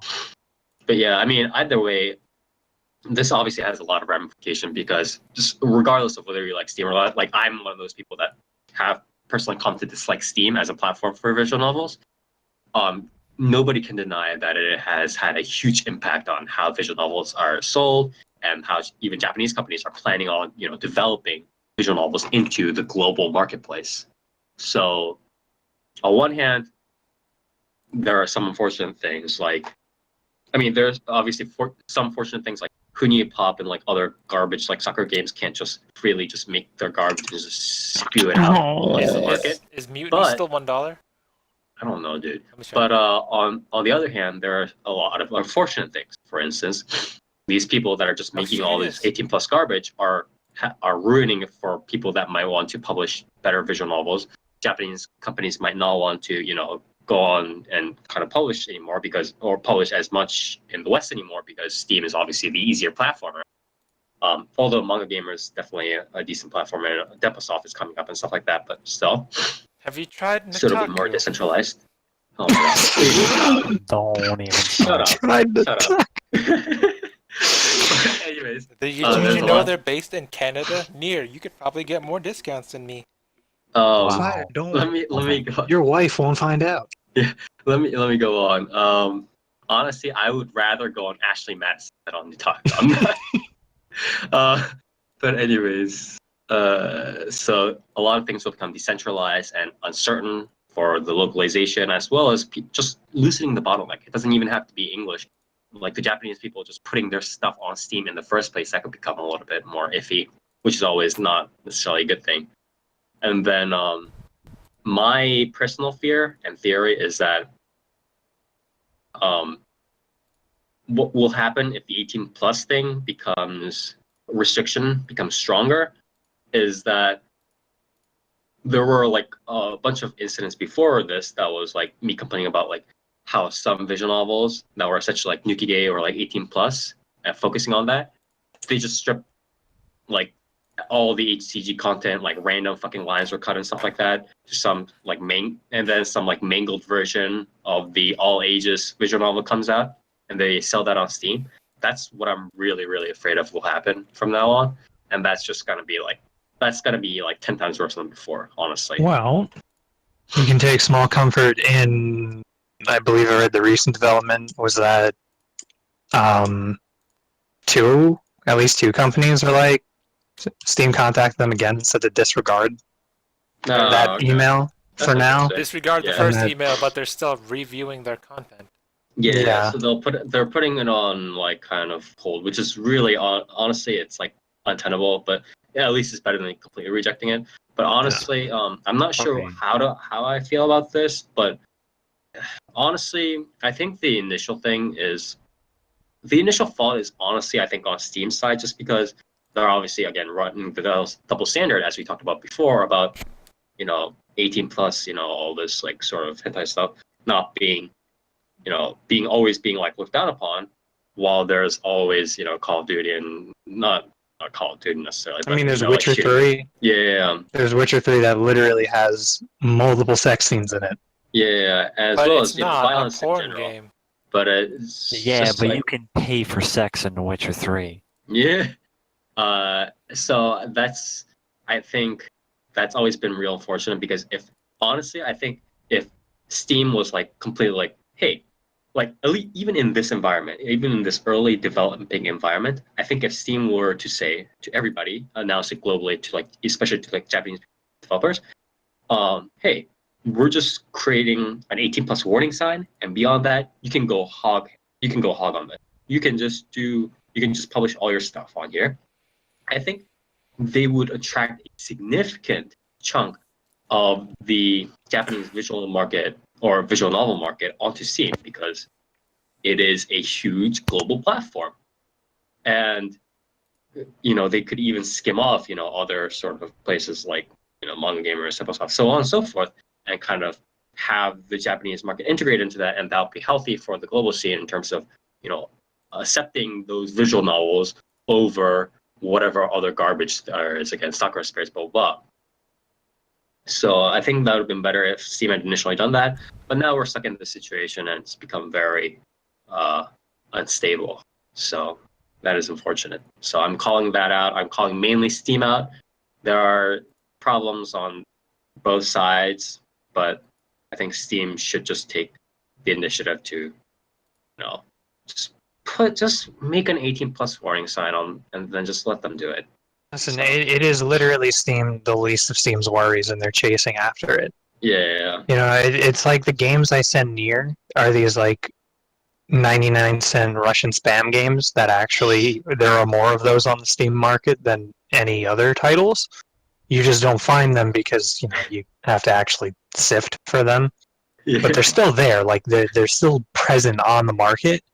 So my argument has been: would you rather walk into a GameStop and have a roped off 18 plus section, or when you're trying to find Call of Duty, you're finding like Call of Trump in Uganda, Ah, and you're just at a loss of these really weird spam games that have no reason to be on the market that just get through anyway.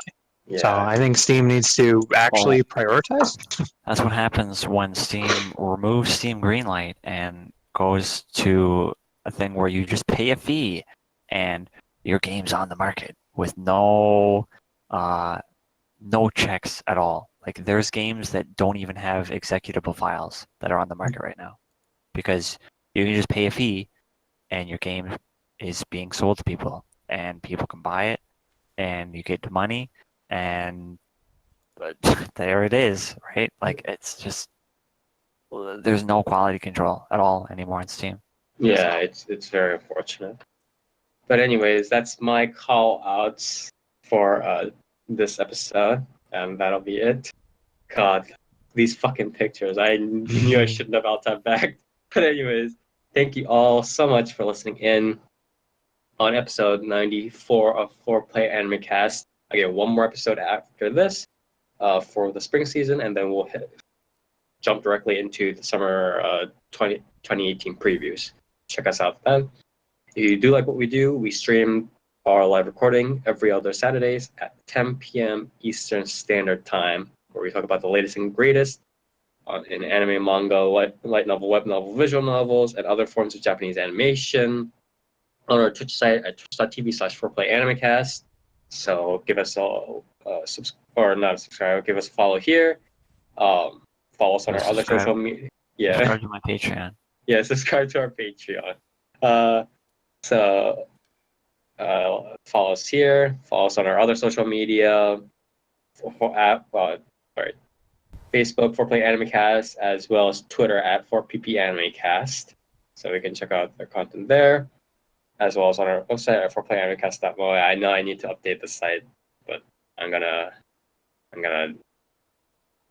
do that. Buckle one piece down and at a do time. that? Yeah, I'm gonna need to buckle down and do that. I have been updating the YouTube site, albeit a bit more slowly. I need to update, or I'm gonna be uploading this one pretty shortly today, probably, or tomorrow, or right after the recording. But yeah, I mean, shit, we have a strike on the channel already, so. yeah, for uploading something that people are legitimately streaming. That was the silliest goddamn thing. It was our previous show too. It was like Yup. super stupid. I mean, whatever. Anyways, there's still okay. And Violet Evergarden. And Violet Evergarden. Just I actually don't think those were strikes, though. Just before we go. No, yeah, it was a straight, but just before we go, like there are literally anime channel or anime trailer channels, right? That like get that shit. It was like that's what ticked me off. the We were most. streaming YouTube videos. Yeah. It was literally all YouTube videos, and it got fucking flagged. Yeah, it was pretty silly. Anyways. Did you add your own commentary to it and whatnot? Yes, You were it on was the our podcast. So Oh, was that the one where I was not streaming? Yes. Well, that's because you have to minimize it. Minimize it. Put it in a small corner. That's the secret. Anyways, again, please follow us here. Please follow us there. And as always, see you next time.